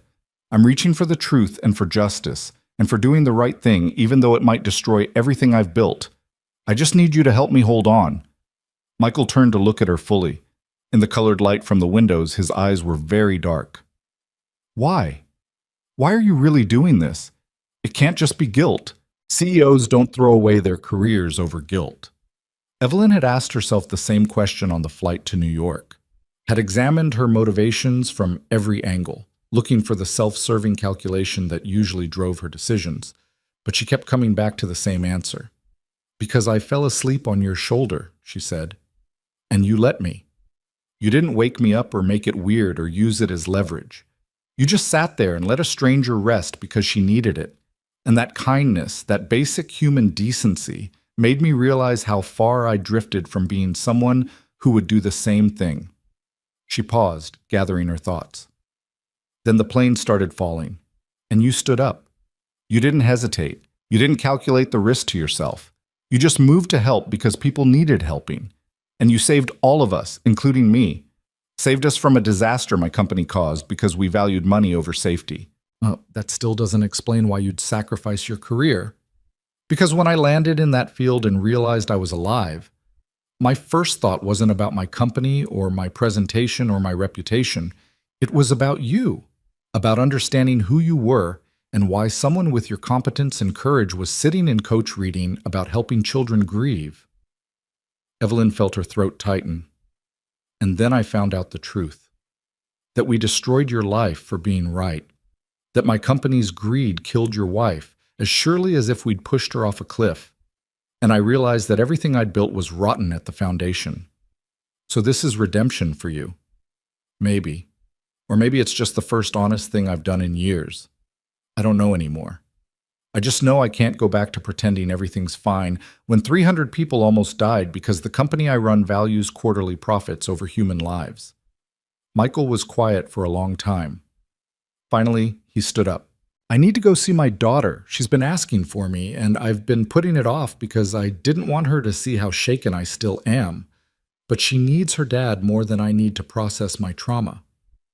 Of course, I'm sorry for taking up your time. I'll think about tomorrow, about the board meeting. I'll give you my answer tonight." He started to walk away, then turned back. "The apartment where I work as maintenance supervisor. It's the Riverside Complex on West 47th. If you want my answer, meet me there at 7. I'll be doing rounds." He left before Evelyn could respond. She sat alone in the pew, watching light and shadow play across the walls, and wondered if she'd just convinced him or pushed him away. The rest of the afternoon blurred together. Evelyn found a hotel, tried to sleep, couldn't. She reviewed her presentation for the board meeting, but the words felt hollow now. All her careful projections and market analyses meant nothing when the fundamental premise was flawed. She opened her laptop and started writing something new. Not a presentation, a confession. Every detail of what she'd learned about the pressure guard system, every warning Michael had filed, every decision the company had made to protect itself rather than fix the flaw. She wrote until her eyes burned and her fingers cramped, documenting everything so there would be a record even if the board refused to act. At 6:30, she caught a cab to the Riverside Complex. The building was nicer than Michael's apartment, newer construction, better maintained, the kind of place young professionals rented before they could afford to buy. Evelyn found Michael in the basement, checking the boiler system. He wore work clothes now, canvas pants and a gray shirt with maintenance embroidered on the pocket. His hands were already dirty from whatever he'd been fixing. "Evelyn." He didn't look surprised to see her. "You're early." "I couldn't wait." She watched him test a valve, make a note on his clipboard. This is what you do now? Building maintenance? It's honest work, pays the bills, lets me be home for Emma when she needs me. He moved to the next system, checking gauges. And before you feel sorry for me, don't. I'm good at this job. People depend on me. Their heat works, their water's hot, their building is safe. That matters. I wasn't going to feel sorry for you. I was going to say it's a waste of your skills. My skills put me in a position where I had to choose between my career and my integrity, where I had to watch my wife die knowing we couldn't afford the best treatment, where I had to tell my daughter we were losing our house. Michael's voice remained even, factual. These skills, making sure a boiler works, fixing a leaky pipe, keeping people comfortable in their homes, nobody asked me to compromise my ethics for these. That's not a waste, that's a blessing. Evelyn had no response to that. She followed him through his rounds, watching him work with the same precise attention he'd shown landing the plane. He moved through the building like he knew every pipe, every wire, every system by heart. Residents who passed him in the halls called him by name, asked about Emma, thanked him for fixing their garbage disposal or their stuck window.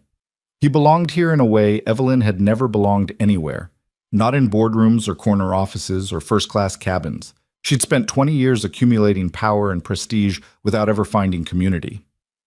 When his rounds were finished, Michael led her to a small office near the boiler room. It was cramped and cluttered, desk covered in work orders, walls plastered with system diagrams and maintenance schedules.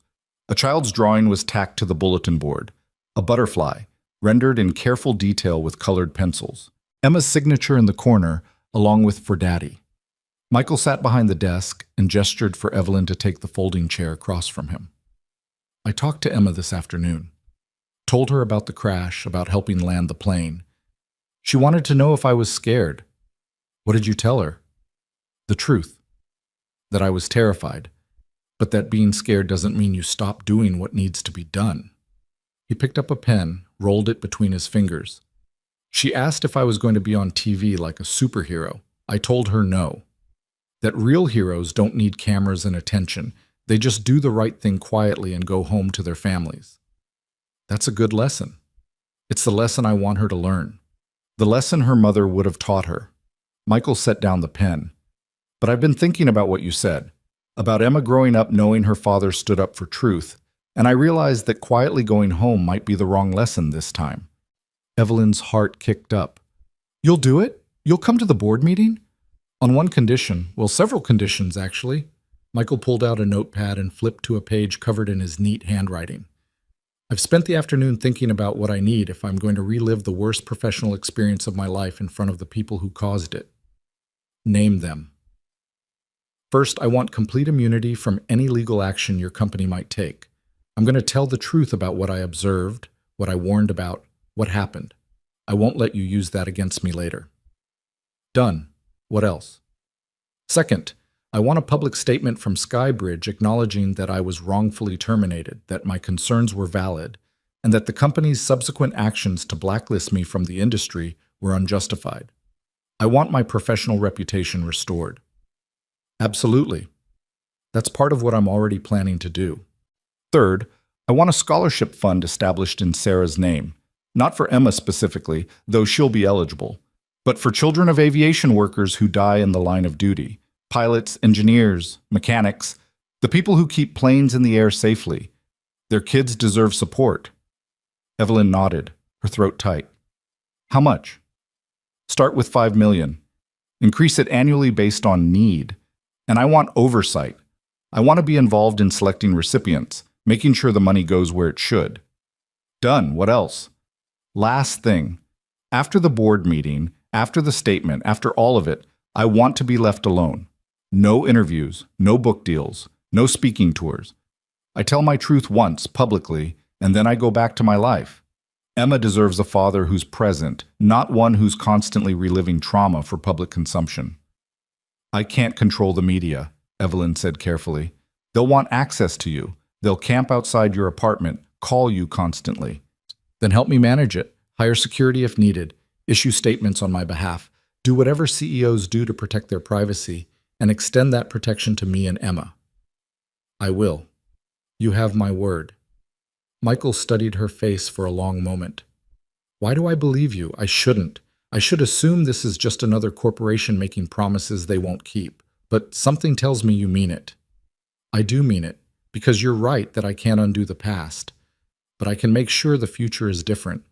For Emma, for every other engineer who sees something wrong, for every passenger who trusts their lives to systems that need to be safe.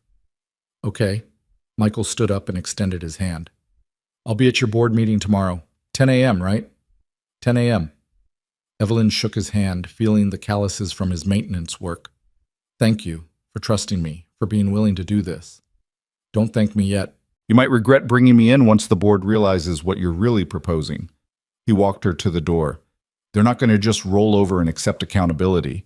They're going to fight. They're going to threaten you, try to discredit both of us, do everything they can to protect the company. Let them try. I've got the truth on my side, and you. Truth doesn't always win, Evelyn. You know that as well as I do. Maybe not, but it's still worth fighting for. She paused at the threshold. Will you bring Emma? To the board meeting? Absolutely not. This isn't something she needs to see. I meant after, when this is over. I'd like to meet her, if that's okay. Michael's expression softened. She'd like that. She's been asking about the other people on the plane, wanting to know everyone's okay. She has her mother's heart, always worrying about others. She sounds amazing. She is. She's the best thing I've ever done. He glanced at his watch. I need to get home. Rosa's been watching her all day, and Emma has school tomorrow. Of course. I'll see you at 10.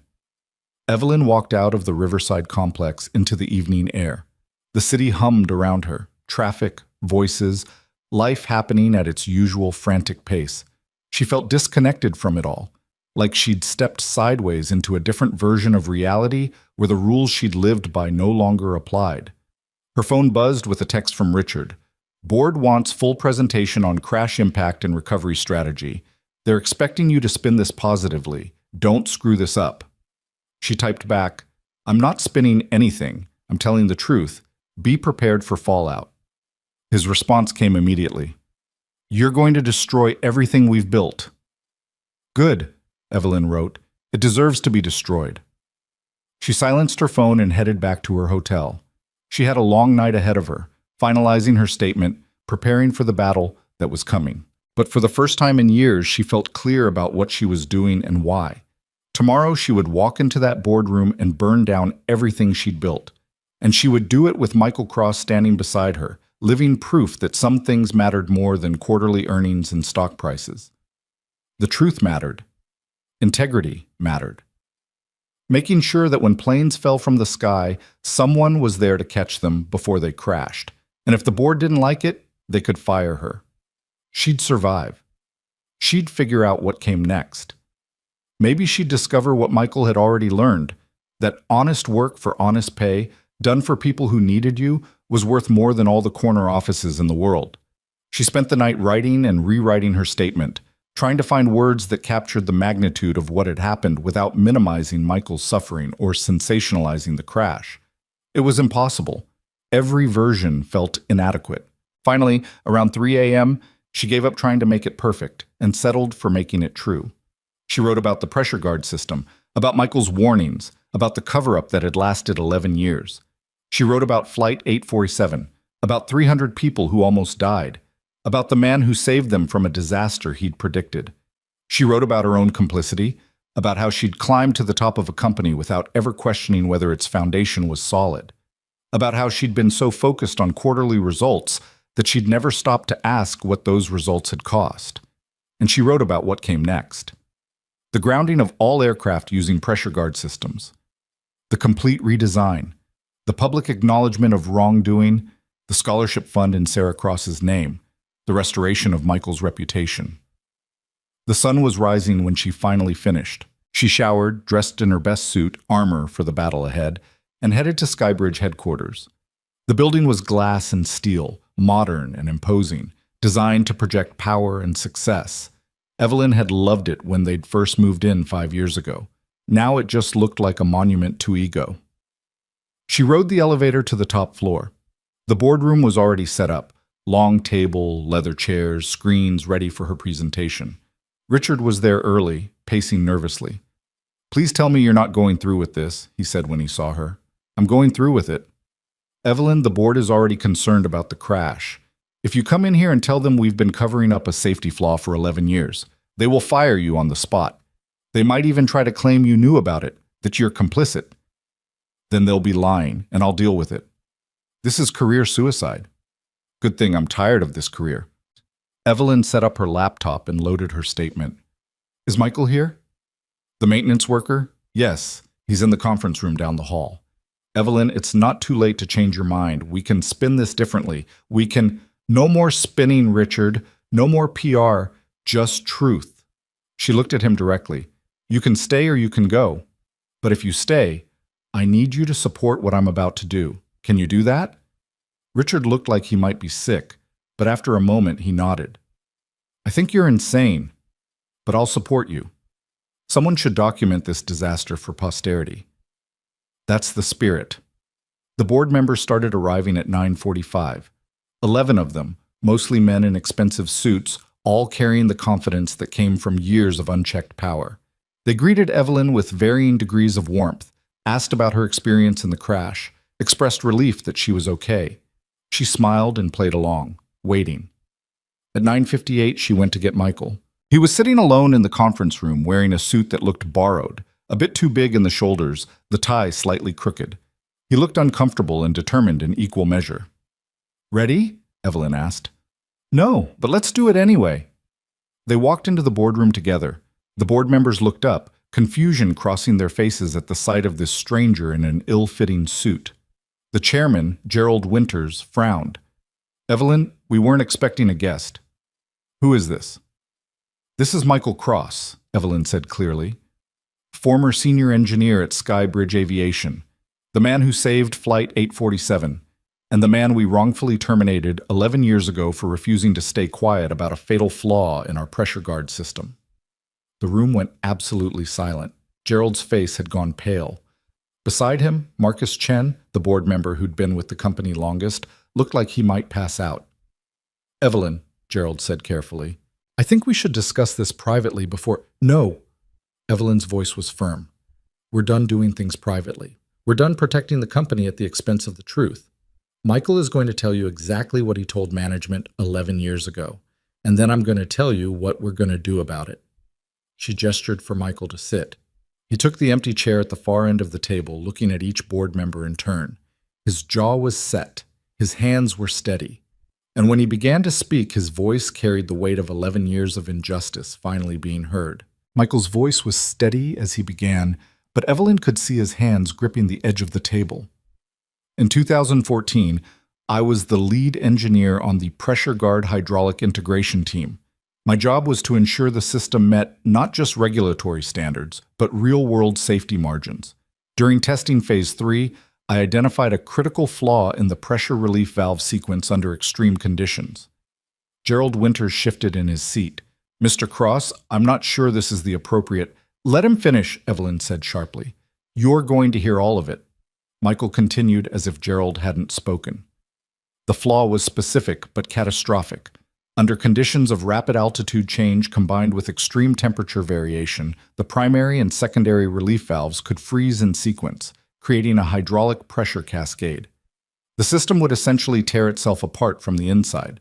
I documented this in 17 separate reports. I demonstrated it in controlled testing. I showed management exactly what would happen. Marcus Chen had his hand over his mouth. 2 other board members were exchanging glances.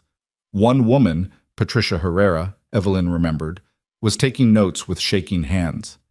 I was told the testing conditions were unrealistic, Michael said, that the scenario I'd created would never occur in actual flight operations, that the cost of redesigning the system, approximately $40 million, wasn't justified by a theoretical risk. When I insisted on further testing, I was told to drop it.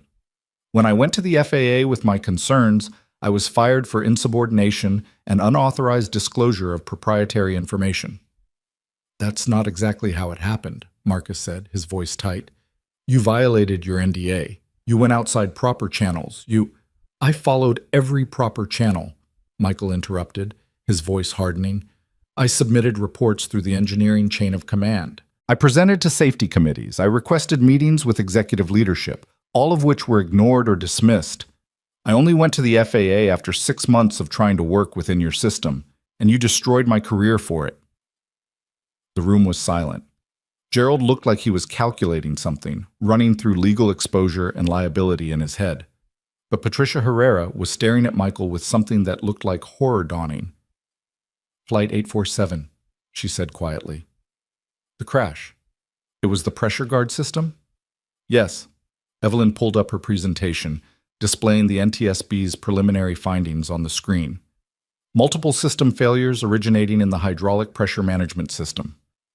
Rapid altitude changes during severe weather, combined with extreme temperature variation at cruising altitude. The exact conditions Michael predicted. She clicked to the next slide, showing Michael's original report from 2014. Side by side with the NTSB findings, the similarities were impossible to ignore. Same failure points, same cascade sequence, same catastrophic results. 307 people were on that flight, Evelyn said. 23 of them were children. All of them nearly died because this board decided $40 million was more important than fixing a known flaw. Now wait just a minute. Gerald was standing now, his face flushed. "You're making serious accusations without full context.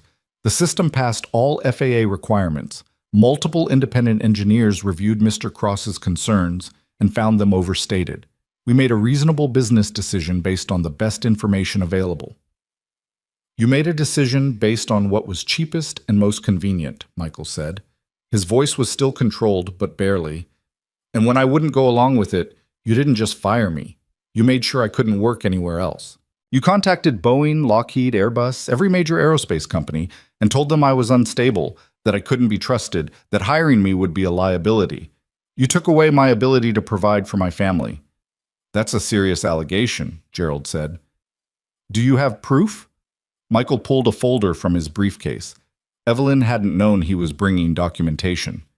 He slid it across the table to Gerald. "Emails between your VP of HR and hiring managers at 7 different companies. Obtained through discovery in the wrongful termination suit I couldn't afford to finish. You settled for peanuts knowing I was broke, knowing I couldn't keep fighting. But I kept the evidence." Gerald opened the folder. His face went from flushed to pale as he read. He passed pages to Marcus, who went equally pale.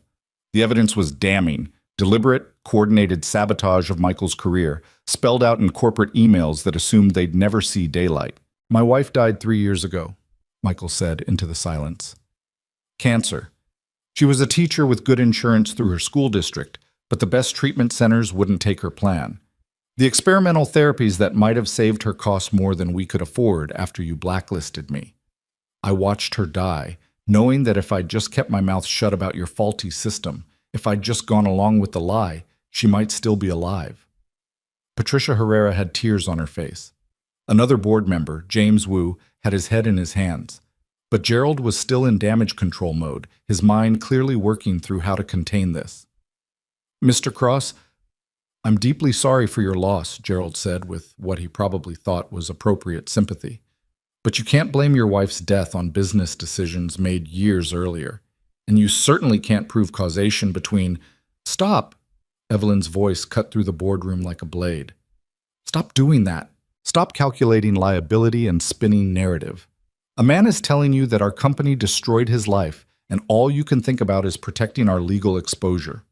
"I'm thinking about my fiduciary duty to shareholders," Gerald shot back, "which is what I was elected to do, not to throw the company under the bus for decisions made by previous management." "Previous management that you were part of," Evelyn reminded him. "You've been on this board for 15 years, Gerald. You were here when Michael was fired. You were part of the decision to bury his warnings." Gerald's jaw tightened. "What exactly are you proposing, Evelyn?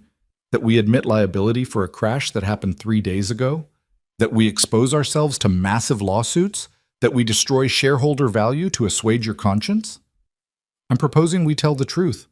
Evelyn clicked to her next slide, showing the plan she'd outlined at 3 a.m.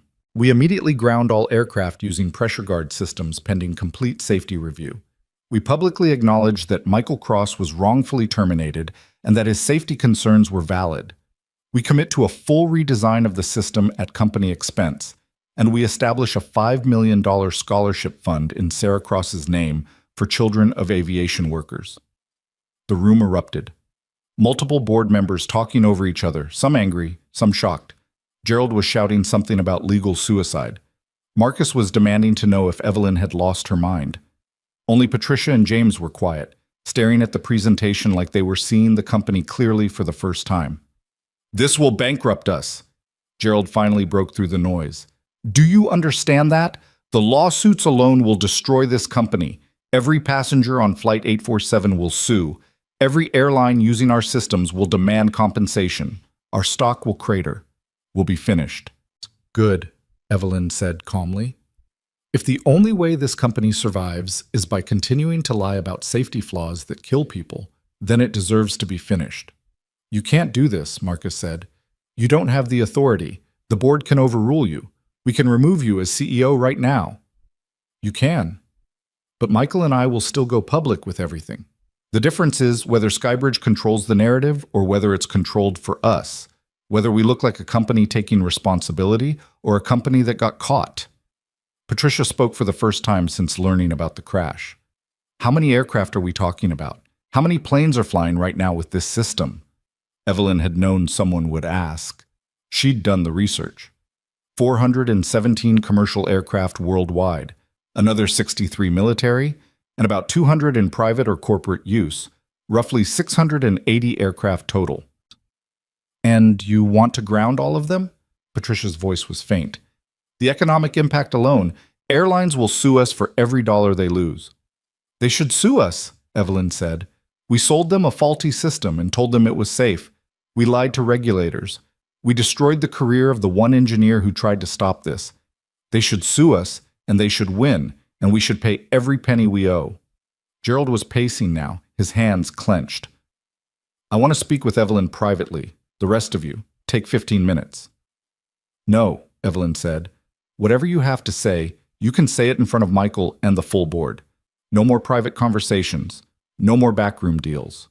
Gerald turned to face her, and his expression had shifted from anger to cold calculation. "You realize what you're doing, don't you? You're not just destroying this company. You're destroying your own reputation. Every CEO job in America will disappear the moment you admit liability. You'll never work in corporate leadership again. I know. Your stock options will be worthless. Your compensation package will evaporate. Everything you've worked for, I don't care." Evelyn met his eyes steadily. "I fell out of the sky 3 nights ago, Gerald. I thought I was going to die. And when the plane finally stopped sliding through that field, when I realized I was still alive, do you know what my first thought was? Not about the company, not about my career, about whether I'd lived a life worth living, and the answer was no." She clicked to her final slide. A photo of Flight 847's wreckage, illuminated by emergency lights. 307 people walked away from this crash because Michael Cross refused to give up, because he kept fighting to save us, even after we destroyed his life. "I'm done being the kind of person who would have destroyed him. I'm done building success on lies." James Wu cleared his throat. He was older than the others, nearly 70, with kind eyes behind wire-rimmed glasses. "I think we need to consider Evelyn's proposal seriously, not because it's good for business, it clearly isn't, but because it's the right thing to do." "The right thing?" Gerald spun on him. "James, be realistic. If we admit liability, we're done. Every shareholder will sue. The SEC will investigate. We'll be criminally liable for covering up safety violations." "Then perhaps we deserve to be," James said quietly. "I've been on this board for 12 years. I was here when Mr. Cross raised his concerns. I remember voting to terminate his employment. I remember thinking we were protecting the company. But we weren't protecting the company. We were protecting ourselves from accountability." Patricia nodded slowly. "James is right. I voted the same way. We all did. We chose profit over safety, and people almost died because of it. Maybe it's time we faced consequences for that." "You're both insane," Marcus said. "You're talking about destroying billions in shareholder value, about putting thousands of employees out of work, about decimating an entire sector of the aviation industry." "We're talking about telling the truth," Patricia corrected. "About making sure this doesn't happen again. About giving Mr. Cross back what we took from him." Michael had been silent through this exchange, watching the board members argue over his life like it was a line item in a budget. Now he spoke, and his voice carried a weight that silenced everyone. "I don't want to destroy your company," he said. "I don't want thousands of people to lose their jobs. I just want acknowledgement that I was right and you were wrong, that I paid an enormous price for trying to keep people safe, and I want to make sure the next engineer who sees a problem doesn't face the same choice I did." "That's exactly what will happen if we admit liability," Gerald said. "Every whistleblower will come out of the woodwork claiming we silenced them. Every safety concern ever raised will become ammunition for lawsuits. We'll spend the next decade in court defending ourselves." "Maybe we should," Evelyn said. "Maybe that's what accountability looks like. Not a press release and a settlement, but actual consequences for actual harm." Gerald stared at her for a long moment. Then he turned to the rest of the board. "I'm calling for a vote. All in favor of removing Evelyn Hart as CEO effective immediately?" 5 hands went up: Gerald, Marcus, and 3 others who'd been silent through most of the discussion. But 6 hands stayed down: Patricia, James, and 4 others who were looking at Michael with something like shame on their faces. Gerald's expression darkened. "This isn't over, Evelyn. Even if you remain CEO, I'll fight this every step. I'll leak to the press that you're unstable, that the crash affected your judgment. I'll make sure everyone knows you're sacrificing the company for personal redemption." "Do whatever you need to do," Evelyn said. "But I'm moving forward with the plan. Tomorrow morning, I'm holding a press conference. I'm going to announce the grounding of all pressure guard systems. I'm going to publicly acknowledge what we did to Michael, and I'm going to take full responsibility for the company's actions, past and present." "You'll be sued personally," Gerald warned. "Shareholders will claim you violated your fiduciary duty. You'll lose everything." "I already lost everything that mattered when I stopped being someone who would do the right thing." Evelyn closed her laptop. "This meeting is over. Those of you who want to support what needs to happen, I'll see you tomorrow at the press conference. Those of you who want to fight it, talk to your lawyers. Either way, the truth is coming out." She stood up. Michael stood with her. Together they walked out of the boardroom, leaving behind the chaos of angry voices and shocked silence. In the hallway, Michael finally let out the breath he'd been holding. "That went about as well as I expected." "You were perfect," Evelyn said. "Calm, factual, damning, everything they needed to hear." "Half of them still don't want to hear it. That Gerald guy is going to make your life hell." "Let him try. I've survived worse." Evelyn paused at the elevator. "Thank you for doing that. I know how hard it was. It needed to be done. For Sarah, for Emma, for every passenger who gets on a plane trusting it's safe." Michael pressed the elevator button. "What happens now?" "Now I go prepare for the press conference. And you go home to your daughter. Tell her what you did today. Tell her that her father stood up to the people who hurt him and told them the truth." The elevator arrived. They stepped inside and Evelyn pressed the button for the ground floor. As the doors closed, Michael spoke again. "You're going to lose everything, you know. Your job, your reputation, probably your savings. Was it worth it?" Evelyn thought about that moment in the plane when everything was falling. The terror, yes, but also the clarity. The sudden understanding that nothing she'd built mattered if it was built on lies. "Ask me again in a year," she said. "But right now? Yes, it was worth it." The press conference the next morning was chaos from the start. Every major news outlet sent crews. Aviation reporters, business journalists, even the tabloids showed up sensing blood in the water. They packed the conference room at Skybridge headquarters, cameras rolling, questions shouted before Evelyn even reached the podium. Richard stood beside her, looking like he'd aged 10 years overnight. Patricia Herrera and James Wu were there too, the only board members who'd agreed to stand with her. The rest had made their opposition clear. Gerald was already on CNBC claiming Evelyn had suffered psychological trauma from the crash and shouldn't be trusted with company decisions. Evelyn stepped to the microphone. The room gradually quieted, hundreds of eyes focused on her. She thought about Michael, at home with Emma, watching this on television. She thought about the passengers from Flight 847, scattered across the country, wondering if they'd really been as close to death as it had felt. She thought about the truth, and how it was about to blow up everything she'd spent 20 years building. Good morning. I'm Evelyn Hart, CEO of Skybridge Aviation Technologies. I'm here to make a statement about Flight 847 and about failures within this company that go back more than a decade. The room erupted with shouted questions. Evelyn held up her hand. I won't be taking questions until after my statement. Please hold your comments. She took a breath and began. On Saturday night, Flight 847 from Seattle to New York experienced multiple system failures that resulted in an emergency landing. 307 people were on that flight. 23 were children. All of them survived because a passenger named Michael Cross, a former pilot, helped land the aircraft safely. Cameras flashed. Reporters scribbled notes. Evelyn continued. What you don't know is that Michael Cross is also a former employee of Skybridge Aviation. In 2014, he was our lead engineer on the pressure guard hydraulic system, the same system that failed on Flight 847. Mr. Cross identified a critical flaw in that system during testing. He documented it extensively. He warned management that under specific conditions the system could fail catastrophically. He was right. The room had gone completely silent. Every reporter was leaning forward, sensing the magnitude of what she was saying. Skybridge management dismissed his concerns. When he persisted, when he went to federal regulators with safety data, we terminated his employment. We then systematically prevented him from working anywhere else in the aerospace industry. We destroyed his career because he tried to keep people safe. Patricia Herrera was crying openly. James Wu had his hand on her shoulder. Richard looked like he might pass out. On Saturday night, the flaw Mr. Cross warned us about caused Flight 847 to fail. And the man we fired saved everyone on board from a disaster we could have prevented 11 years ago if we'd listened to him. If we'd put safety before profit. If we'd had the integrity to admit we were wrong. Evelyn pulled out a sheet of paper. Her hands were shaking, but her voice stayed steady. Effective immediately, Skybridge Aviation is grounding all aircraft using pressure guard hydraulic systems pending complete safety review and redesign.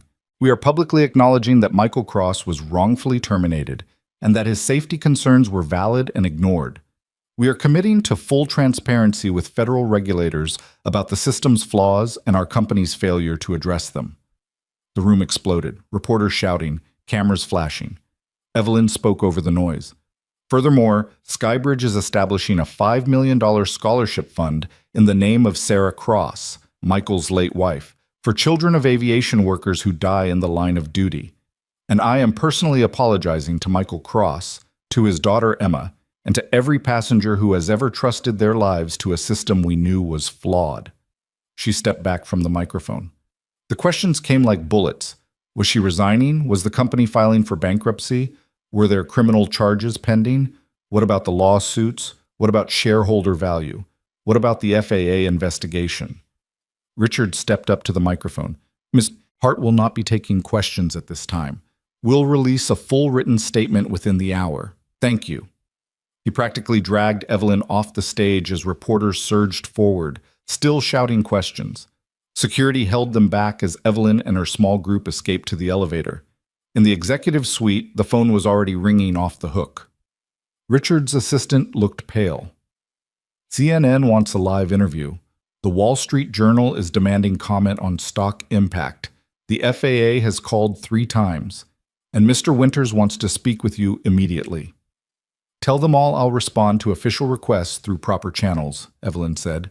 And tell Gerald he can speak to me through my lawyer. Her phone buzzed, a text from a number she didn't recognize. You did the right thing, Emma is proud, so am I. Michael. Evelyn sat down at her desk and opened her laptop. Her email was flooded, angry messages from board members, concerned messages from employees, interview requests from every media outlet in America. Skybridge stock had already dropped 18%, and trading had been halted pending further news. Patricia Herrera appeared in her doorway. The rest of the board is meeting right now, without us. They're going to try to remove you tonight. Let them. Evelyn felt strangely calm. I said what needed to be said. If they want to fire me for it, that's their choice. You're not worried? I'm terrified, but not about losing this job. I'm terrified about whether I did enough. Whether one press conference and a grounding order actually fixes anything, or if it's just performance. James Wu joined Patricia in the doorway. The FAA just announced they're launching a comprehensive investigation into pressure guard systems, and into Skybridge's safety protocols. They're requesting all documentation related to Michael Cross's employment and termination. Good. Give them everything. Full cooperation. Evelyn, they could find grounds for criminal charges against the company and potentially against individual executives. Then we'll face those consequences. That's what accountability means. Patricia and James exchanged glances. Then Patricia spoke. We're with you, whatever happens. We voted to keep you as CEO yesterday, and we're standing by that choice. You did something incredibly brave and incredibly stupid, and we're going to help you see it through. Even if it costs you your board positions? Especially then, James said. I'm 72 years old. I've made enough money to last 3 lifetimes. What I haven't done enough of is the right thing. Better late than never. Evelyn's throat tightened. Thank you, both of you. They left her alone to face the tsunami of calls, emails, and media requests. By evening, the story had gone viral. #Flight 847 was trending worldwide.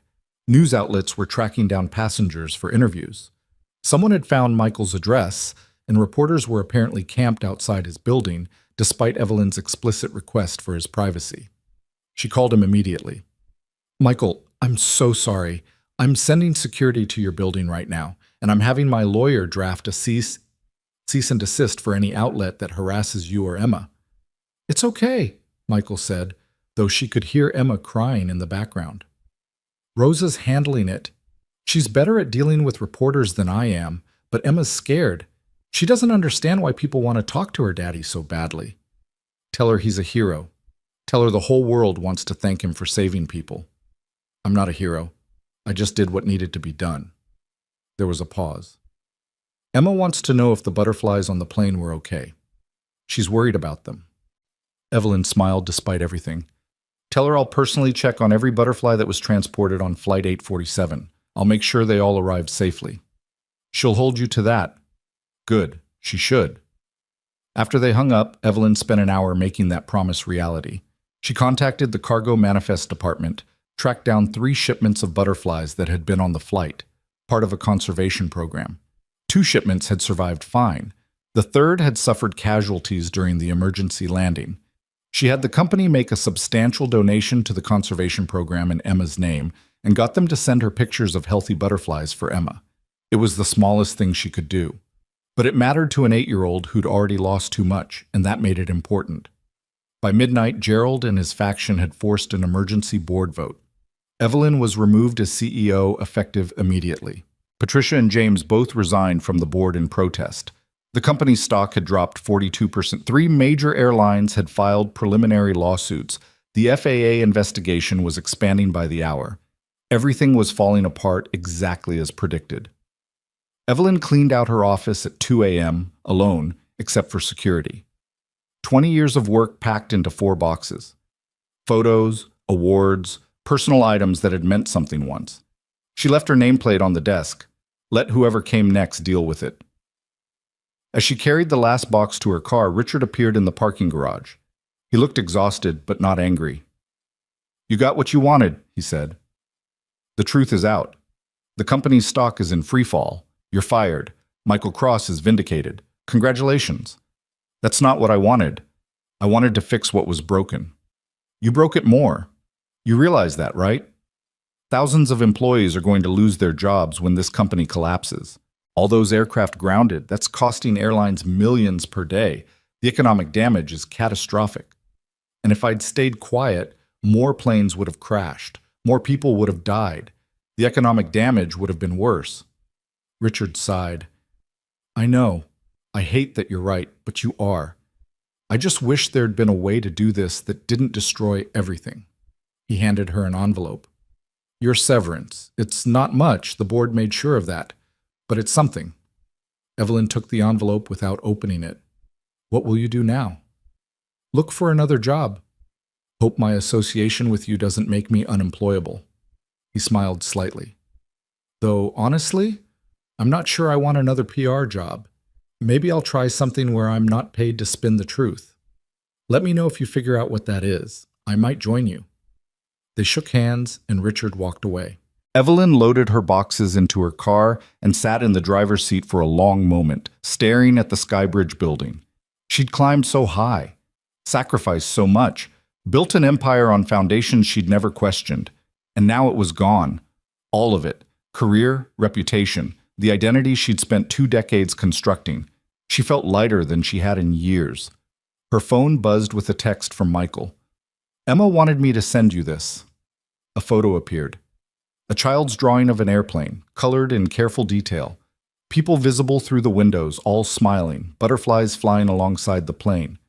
At the bottom, in a child's handwriting, "Thank you for making sure the butterflies were okay. Love, Emma." Evelyn stared at that drawing until her vision blurred. This was what mattered, not stock prices or quarterly earnings or corner offices. A child who still believed in kindness, a father who'd sacrificed everything for integrity. People who survived because someone refused to stay silent. She texted back, "Tell Emma the butterflies said thank you, too, and tell her I promise, no more planes will fall because grown-ups were too scared to tell the truth." She drove home through empty streets, the city sleeping around her. Tomorrow would bring more chaos, more lawsuits, more investigations, more reporters demanding statements. Her life as she'd known it was over. But somewhere in Queens, an 8-year-old girl was sleeping safely because her father had stood up to a room full of powerful people and told them they were wrong. And that same man had caught Evelyn when she was falling, not just from the sky, but from a life that had stopped making sense years ago. She'd lost everything, and somehow, impossibly, she'd never felt richer. The first week after Evelyn's firing was a blur of legal consultations, media requests she declined, and sleepless nights in her apartment wondering what came next. She'd expected regret, expected to wake up panicking about what she'd thrown away. Instead, she felt something close to peace. On Thursday morning, her doorbell rang at 7 a.m. She opened it to find Michael standing there with 2 cups of coffee and a paper bag that smelled like fresh bagels. "You look terrible," he said. "Thanks. Come in." He followed her into the apartment, taking in the half-packed boxes and the general chaos of someone whose life had just imploded. "Eating okay?" "Define okay." He set the coffee and bagels on her kitchen counter. "Rosa sent food. She's convinced you're starving yourself. She does this whenever someone's going through something, shows up with enough food to feed an army." Evelyn opened the bag to find not just bagels, but containers of homemade soup, rice, some kind of chicken dish that smelled incredible. Her eyes stung. "I don't even know her." "She knows you did right by me. That's enough for Rosa." Michael handed her a coffee. "Also, Emma made you something." He pulled out a folded piece of paper. Another drawing, this one showing 2 stick figures, one tall, one short, standing next to a butterfly garden. Labels in careful printing identified them as Ms. Evelyn and Emma. At the top, "When you are sad, remember butterflies." "She knows I got fired?" "She knows you did something brave that made some people angry. She wanted you to know she thinks you're cool." Michael smiled slightly. Her word, not mine. Evelyn set the drawing on her counter where she could see it. "How is she handling everything? The reporters? The attention?" "Better than I am, honestly. Rosa's been amazing. She's the one dealing with the press, telling them to leave us alone. Emma thinks the whole thing is exciting. She told her class her daddy was a hero who saved a plane, and now she's the most popular kid at school." He paused. "Which is good, I guess. Though I worry about her thinking fame is something to aspire to. It's not the fame she's excited about. It's having her father recognized for who he really is. That's different." They sat at her small kitchen table, eating bagels while morning light filtered through the windows. It felt strange and normal at the same time, having breakfast with someone who'd been a stranger 2 weeks ago. Someone who'd saved her life and then watched her burn down her career trying to make things right. "The FAA investigation is expanding," Michael said. "They called me yesterday. Want me to testify about everything, the original testing, the warnings I filed, what happened on Flight 847. They're talking about criminal charges against former executives. How do you feel about that?" "Honestly, tired. I'm tired of reliving it. But if testifying means other engineers won't face what I did, then it's worth it." He looked at her directly. "What about you? Any regrets yet?" "Not about telling the truth. Maybe about the timing, the approach. I could have been more strategic, found a way to fix things without destroying the company entirely." You think the company can be saved? I don't know. Probably not in its current form. But maybe that's okay. Maybe some things need to burn down before they can be rebuilt properly. Michael was quiet for a moment. I got a call from Boeing yesterday, and from Lockheed Martin, and from 3 other aerospace companies I applied to 15 times over the past decade. Suddenly, everyone wants the engineer they wouldn't touch 11 years ago. Are you going to take any of them? No. He said it with absolute certainty. I'm done with that world. It took everything from me once. I won't give it a second chance. But you love engineering. I could see it when you talked about the system failures, about how things should have been designed. That passion doesn't just disappear. It didn't disappear. It just found a different outlet. Michael finished his coffee. I'm good at maintenance work. I solve problems, keep systems running, help people. That's engineering too, just on a smaller scale. And it lets me be home for Emma. That's worth more than any aerospace job. Evelyn understood that in a way she wouldn't have 2 weeks ago. The idea that small, honest work mattered more than prestigious positions. That being present for the people you loved was success of a different, more important kind. What about you? Michael asked. What's next for Evelyn Hart, former CEO? I have no idea. Every executive recruiter in America has blacklisted me. No company wants to hire the CEO who admitted her company's failures and destroyed billions in shareholder value. She smiled without humor. Turns out, integrity is a career killer. So do something else. Something that doesn't require corporate approval. Like what? I don't know, but you're smart, determined, and you just proved you're willing to sacrifice everything for what's right. That's a pretty good foundation. He stood up to leave. Rosa's having dinner on Sunday. She wants you to come. Fair warning. She'll feed you until you can't move, and she'll ask intrusive questions about your personal life. But she makes the best adobo you'll ever taste. I'd like that. Thank you. After Michael left, Evelyn sat with Emma's drawing and thought about foundations. What she wanted to build next.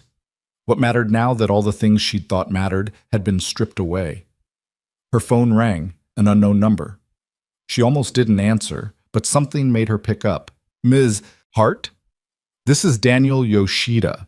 I'm an attorney representing a group of Flight 847 passengers who are filing a class action lawsuit against Skybridge Aviation.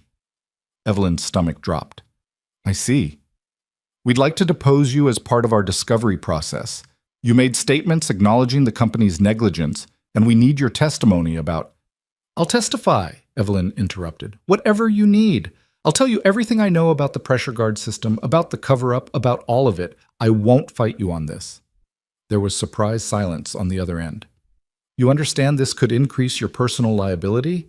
Your public statements already make you vulnerable to... I understand. I'll testify anyway. Those passengers deserve compensation for what they went through. If my testimony helps them get it, then that's what I'll do. Daniel paused. I've been doing this work for 20 years. I've never had a former executive volunteer to help plaintiffs sue their own company. First time for everything. Evelyn felt something settle in her chest. Send me whatever paperwork you need. I'll cooperate fully.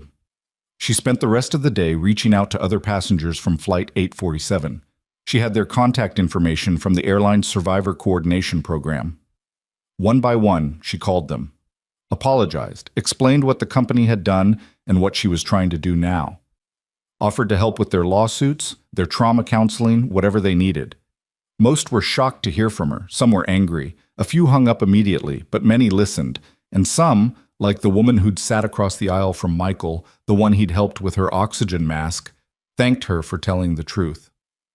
I have nightmares every night, the woman said. Her name was Margaret Chen, Evelyn learned.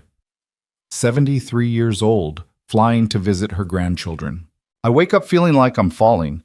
My doctor says it's PTSD, but knowing what really happened, knowing someone's taking responsibility, it helps. Not much, but a little. I'm so sorry you went through that. That any of us did. That young man who helped me with my mask, Michael something. I've been trying to find him to say thank you. Do you know how I could reach him? Evelyn promised to pass along the message. She added Margaret to a growing list of passengers who wanted to thank Michael personally. He wouldn't welcome the attention, she knew. But maybe he needed to hear from the people he'd saved, needed to see that his sacrifice, both 11 years ago and last week, had mattered. Over the next few days, a pattern emerged. Passengers reaching out to each other, forming connections born from shared trauma. Someone created a Flight 847 survivors group online, and within 48 hours, it had over 200 members. They shared stories, resources for therapy, photos from that night. They supported each other through panic attacks and nightmares and the simple struggle of getting back on an airplane. Evelyn joined the group, posted her apology there too, along with an explanation of what had happened and what she was doing to fix it. The response was mixed, some anger, some forgiveness, mostly just people trying to process what they'd survived. One post stopped her cold. A young mother named Jessica Torres had written, "I keep thinking about how close my daughter came to growing up without a mother. She's 3. She wouldn't even remember me. My husband and I are fighting because he doesn't want me to fly anymore, but my job requires travel. I don't know how to move forward." Evelyn spent an hour crafting a response about trauma and healing and the importance of professional help. But what Jessica really needed wasn't advice from a disgraced CEO. She needed practical support, therapy, maybe job counseling, resources for families dealing with PTSD. An idea began forming, a small seed of possibility. By Sunday evening, Evelyn showed up at Rosa's apartment with flowers and a bottle of wine she'd agonized over choosing. Rosa opened the door wearing an apron covered in flour, her face lighting up with welcome. "Evelyn, come in, come in." Michael's in the kitchen pretending to help. Emma's showing off her butterfly collection to anyone who'll look at it. The apartment was warm and loud and full of people. Rosa's extended family, apparently, cousins and nephews, and a grandmother who spoke only Tagalog but smiled at Evelyn like she was already part of the clan. Michael was indeed in the kitchen, chopping vegetables while arguing good-naturedly with someone about the proper way to cook rice. And Emma, 8 years old with dark hair and 2 braids, wearing a t-shirt with a monarch butterfly on it, bouncing on her toes with barely contained excitement. "Are you Ms. Evelyn?" She didn't wait for an answer. "Daddy says you're the one who made sure the butterflies were okay. Do you want to see my collection? I have 43 books about butterflies, and I've seen 17 different species, and I'm going to be a lepidopterist when I grow up." "Emma, breathe," Michael said from the kitchen, but he was smiling. "Let Ms. Hart get through the door first. It's just Evelyn, and I would love to see your collection." Emma grabbed her hand and pulled her toward a bookshelf crammed with field guides, picture books, and scientific texts that seemed far too advanced for an 8-year-old. But as Emma started explaining the life cycle of the monarch butterfly with perfect accuracy, Evelyn realized this child was exactly like her father, absolutely certain about what she loved, undeterred by whether it fit other people's expectations. "The milkweed is the most important part," Emma explained seriously. "Without it, the caterpillars can't eat, and the whole species would die. That's why conservation matters. You have to protect the things that protect other things, you know?" "That's very wise," Evelyn said, and meant it. Dinner was chaos in the best possible way. Too much food, too many conversations happening at once, Rosa constantly refilling plates and refusing to let anyone leave the table until they'd eaten more than humanly possible. Evelyn sat between Michael and Emma, listening to stories about Rosa's nursing work, about Emma's school play, about the cousin who was getting married next month. Normal life, family life. The kind Evelyn had sacrificed for conference calls and board meetings, and the relentless climb toward more. After dinner, after Emma had been put to bed despite her protests that she wasn't tired, after the extended family had gone home, Evelyn helped Rosa and Michael clean up. They worked in comfortable silence, washing dishes and putting away leftovers. "You look better," Rosa observed, "less like someone about to shatter." "I feel better, more settled maybe, even though everything's still a mess." "What will you do now?" Rosa asked. "For work, I mean." Evelyn dried a plate carefully before answering. "I've been thinking about that, about what actually matters. And I keep coming back to the people on that flight, what they're dealing with now, what they need to heal." She told them about her idea, a nonprofit organization focused on supporting survivors of aviation disasters. Not just immediate crisis response, but long-term help, therapy, legal support, job counseling for people whose careers were disrupted, family services. Everything she wished had existed for Michael and Sarah 11 years ago. "I have some savings left," she said, "enough to get it started, and I've been researching similar organizations for survivors of other traumas. There's a blueprint for this kind of work. I just need to adapt it." Michael was leaning against the counter, his expression thoughtful. "You want to help people deal with the aftermath of crashes?" "I want to help them rebuild their lives after trauma. Aviation disasters specifically, because that's what I know now. But the principle is the same. When something terrible happens, people need more than thoughts and prayers. They need practical support and someone who understands what they're going through." "That's good," Rosa said quietly. "That's really good. Sarah would have loved that idea, helping people nobody else thinks to help." "The problem is credibility," Evelyn admitted. "Who's going to trust a nonprofit run by the CEO who admitted her company caused a crash? I'm the worst possible face for this kind of organization." "Then don't be the face," Michael said. "Be the foundation. Do the behind-the-scenes work. Fundraising, administration, building the programs. Let other people be the public advocates." "Like who?" "Like Flight 847 survivors who want to help other survivors. Like the families of people who've been through this. Like—" He paused, considering. "Like me, maybe. If you want." Evelyn stared at him. "You do that? Work with me on this?" "Part-time. I'm not giving up my maintenance job. I meant what I said about being there for Emma. But a few hours a week consulting on safety issues, maybe talking to families dealing with aviation trauma, I could do that. If it helps." "It would help enormously." Evelyn felt tears threatening again. She seemed to cry more in the past 2 weeks than in the previous 2 years. "Thank you for trusting me with this, for believing I can do something good." "You already did something good," Rosa said firmly. "You told the truth when lying would have been easier. You sacrificed your career for integrity. That's the foundation everything else builds on." They finished cleaning in thoughtful silence. When Evelyn left an hour later, Emma's latest drawing tucked carefully in her bag, she felt something she hadn't felt since before the crash. Purpose, direction, a sense that what came next might actually matter. The following week was a whirlwind of activity. Evelyn filed paperwork to establish the nonprofit. She called it the Sarah Cross Foundation for Aviation Safety and Survivor Support, with Michael's permission. She reached out to trauma counselors, legal aid organizations, and other survivor advocacy groups. She connected with Flight 847 passengers who wanted to help, who understood viscerally what future survivors would need. The FAA investigation concluded that Skybridge had knowingly covered up safety flaws and that multiple executives should face criminal charges. Gerald Winters and Marcus Chen were arrested. 2 other board members resigned. The company filed for bankruptcy protection as lawsuits multiplied. Evelyn testified at every hearing, deposition, and trial she was asked to participate in. She held nothing back. Every detail of what she'd learned, every document she'd found, every conversation she'd had with Michael about what the company had done. The plaintiff's attorneys loved her. Defense attorneys looked at her like she was insane. Other executives started avoiding her at legal proceedings, like integrity might be contagious. Skybridge's bankruptcy proceeded messily. The company was essentially dismantled, its assets sold to pay settlements. Hundreds of employees lost their jobs. The aviation industry was in turmoil as the full extent of the pressure guard failures became public. But something else happened too. Other engineers started coming forward with safety concerns they'd been afraid to raise. Other companies started reviewing their whistleblower protections. The FAA announced sweeping changes to how safety reports were handled and investigated. Michael's vindication was complete. Every aerospace company that had blacklisted him issued public apologies.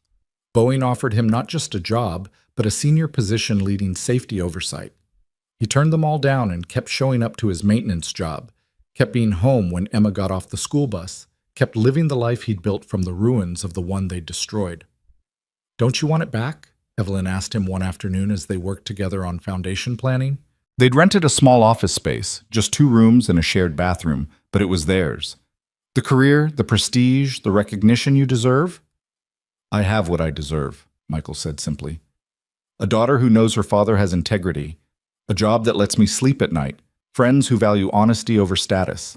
That's enough. Most people would want more. Most people didn't watch their wife die while being unable to afford the treatment that might have saved her. Most people didn't spend 11 years learning that the only thing that really matters is being able to look at yourself in the mirror without flinching. He looked at her directly. You're still learning that lesson, but you're getting there. He was right. Evelyn was learning to measure success differently.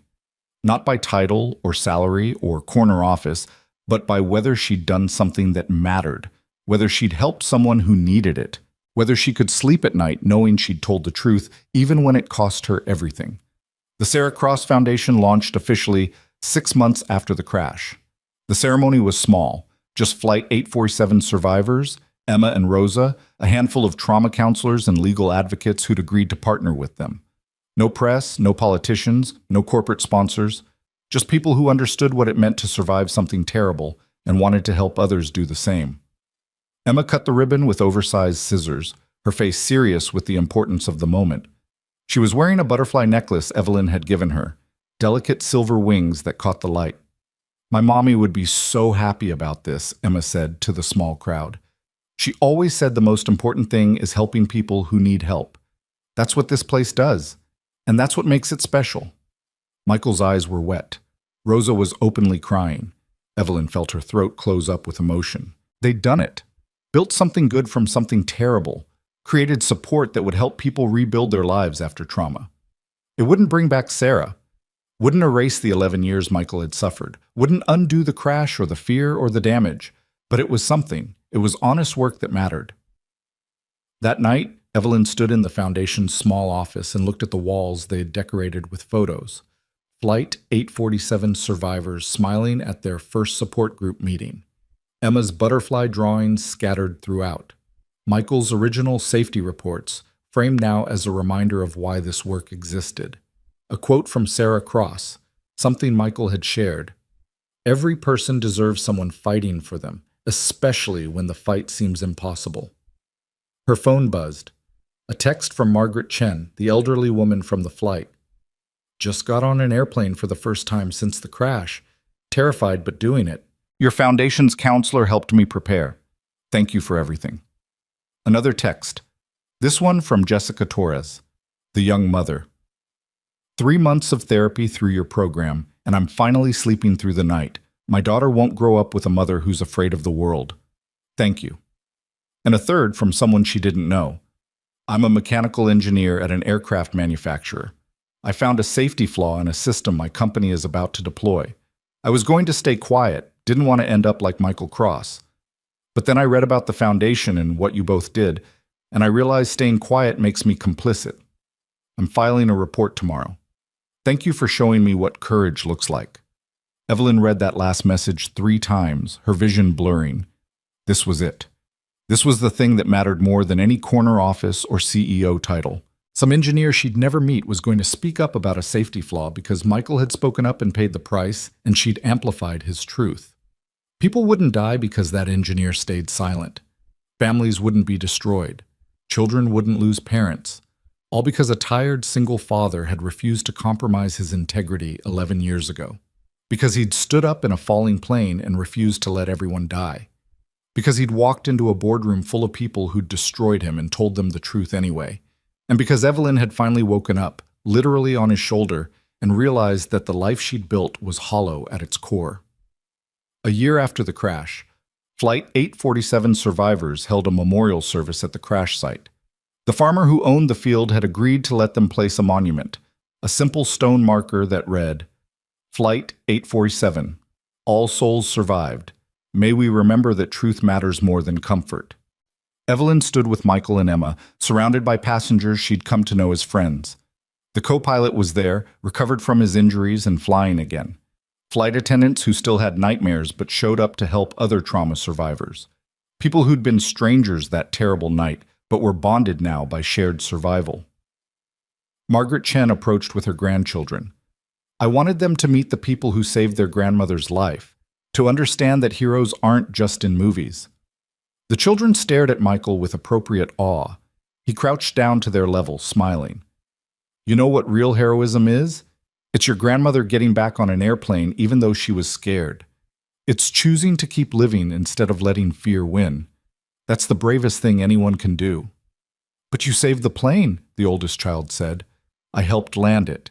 But your grandmother saved herself by being brave enough to fly again. That's harder than anything I did. Emma tugged on Evelyn's sleeve. Can I show them the butterflies? There's a whole field of them over there. Go ahead, sweetheart. Emma led the children away toward a meadow where monarchs were feeding on wildflowers. Their laughter drifted back across the field. She's amazing, Margaret said. You both raised a beautiful soul. That was all Sarah, Michael said quietly. I'm just trying not to mess up what she started. You're doing fine, Margaret assured him. Then she turned to Evelyn. And you? My son is an engineer. He was facing a choice about whether to report a problem at his company. He was scared of retaliation.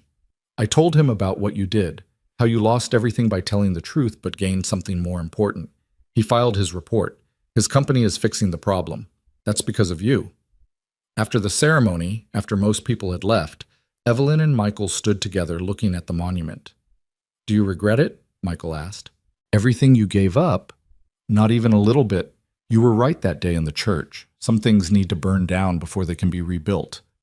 I needed to burn down my life to build one that actually mattered. And the foundation, is it what you hoped? It's better. We helped 64 families last month, provided therapy, legal support, financial counseling, connected survivors with each other. That's 64 families whose lives are better because we exist. She paused. One of them sent me a letter, said our counselor helped her daughter talk about what happened on their flight. The daughter had stopped speaking after the crash, traumatic mutism. 3 months of therapy and she's talking again. Michael, we gave a child her voice back. That's good, he said simply. That's really good. Emma ran back toward them, breathless and excited. The monarchs are migrating. There must be hundreds of them. Come see. They followed her to the meadow where butterflies filled the air like living confetti, their orange and black wings catching the afternoon sun. Emma stood in the middle of them, arms outstretched, face turned up toward the sky. This is what Mommy wanted, she said, for people to protect each other. Like the butterflies protect the flowers by spreading pollen, and the flowers protect the butterflies by giving them food. Everything connected, everything helping. Michael looked at his daughter with such profound love that Evelyn had to look away. This was what she'd almost destroyed. This family, this child, this man who'd sacrificed everything for integrity and had somehow emerged stronger for it. Thank you, she said quietly. For what? For letting me sleep on your shoulder, for saving the plane, for giving me a chance to make things right, for trusting me enough to build something good together, for... Her voice broke. For showing me what actually matters. Michael was quiet for a moment, watching Emma chase butterflies. You know what I've learned? Falling doesn't kill you. It's the landing that matters, and how you get back up afterward. That's very wise. I've had a lot of time to think about it. He smiled slightly. The plane fell, but we landed. Everyone survived, and now we're helping other people land safely when their worlds fall apart. That's not a bad outcome from a catastrophe. It's a beautiful outcome. They stood together in the meadow, watching Emma and the butterflies, the sun warm on their faces. A year ago, Evelyn had been a CEO who dismissed maintenance workers and measured life in quarterly reports. A year ago, Michael had been a maintenance supervisor hiding from the world that had destroyed him. Now they were something else, something better. People who'd survived falling and learned that the landing mattered more than the fall, that truth mattered more than comfort. That integrity was worth more than any corner office. The Sarah Cross Foundation thrived. In 2 years, they helped over 300 families. Other organizations started copying their model. Airlines began partnering with them to provide immediate support for crash survivors. Engineers facing retaliation started reaching out for advice and advocacy. Michael kept his maintenance job but gradually took on more consulting work for the foundation. He testified before Congress about safety protocols. He spoke at engineering conferences about the importance of whistleblower protections. He became the face of integrity in an industry that had forgotten what the word meant. Emma grew up knowing her mother's name meant something important. That her father was someone who'd stood up when standing up cost everything. That family friend Evelyn was proof that it's never too late to choose the right thing over the easy thing. And Evelyn built a life that finally felt like it fit. Not because it was prestigious or powerful, but because every morning she woke up knowing she was doing work that mattered. Helping people who needed help, fighting for truth in a world that preferred comfortable lies. Sometimes she thought about her old life, the boardrooms and first-class cabins and corner office, the power and prestige, the identity she'd built over 20 years. She didn't miss any of it, because she'd learned something that night when the plane was falling, when Michael's calm voice cut through the terror and promised them all that he wouldn't let them crash. Real strength doesn't announce itself. It doesn't need titles or recognition or credit. Real strength is the single father reading about grief at 30,000 feet because his daughter needs him to understand loss. It's the maintenance worker who keeps showing up even after the world has broken him. It's the engineer who speaks truth to power, knowing it will cost him everything.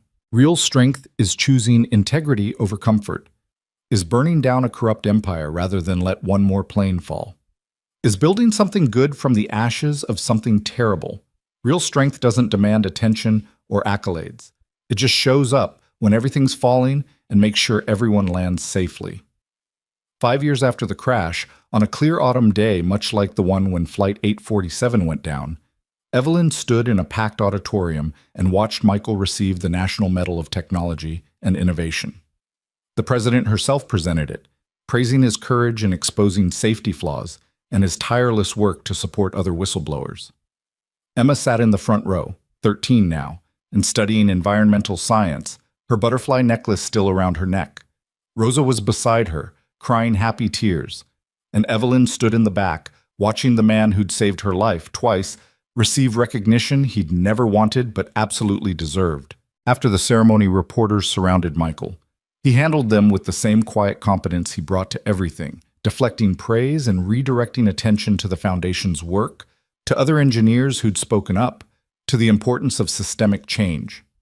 One reporter asked the inevitable question, "Mr. Cross, do you regret anything about how your story unfolded? The career you lost? The years of struggle?" Michael was quiet for a moment. Then he looked toward Emma, toward Rosa, toward Evelyn in the back of the room. "I regret that my wife didn't live to see this," he said finally. "I regret that the system was so broken it took a plane crash to fix it. I regret every day that it took 11 years for the truth to matter. But do I regret speaking up? Regret choosing integrity over comfort? Regret the life I built after everything fell apart?" He shook his head. Not for a second. That night, they celebrated at Rosa's apartment like always. Too much food, too much noise, Emma showing off her science project about butterfly migration patterns, while Rosa's extended family asked intrusive questions, and Michael laughed at stories Evelyn told about her former life as a CEO. "I can't believe you used to intimidate boardrooms," Rosa teased. "You're such a softie now." "That's what happens when you realize that being feared isn't the same as being respected," Evelyn said, "and that power without integrity is just organized cruelty." "Look at you, getting all philosophical," Michael said, but he was smiling. Emma finished her presentation and plopped down next to Evelyn. "Are you happy?" she asked with the directness only teenagers could manage. Like, really happy?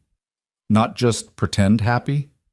Evelyn thought about that question, about her tiny apartment compared to her former penthouse, about her secondhand car compared to the company Mercedes, about nonprofit work compared to executive compensation, about the life she'd built from the ruins of the life she'd destroyed.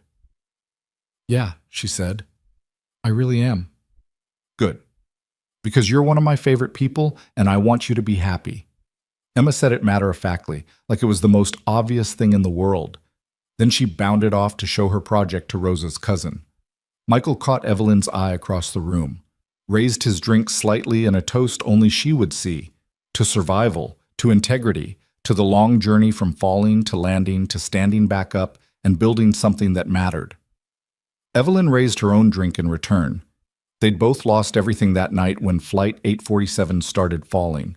Career, reputation, identity, comfort.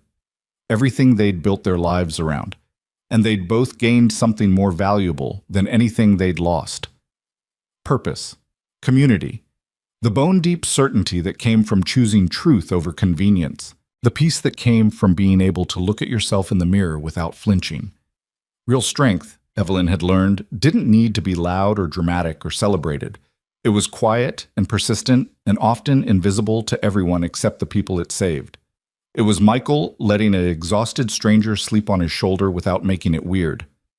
It was him standing up when a plane was falling and refusing to let everyone die. It was him walking into a boardroom of people who'd destroyed him and telling them the truth anyway.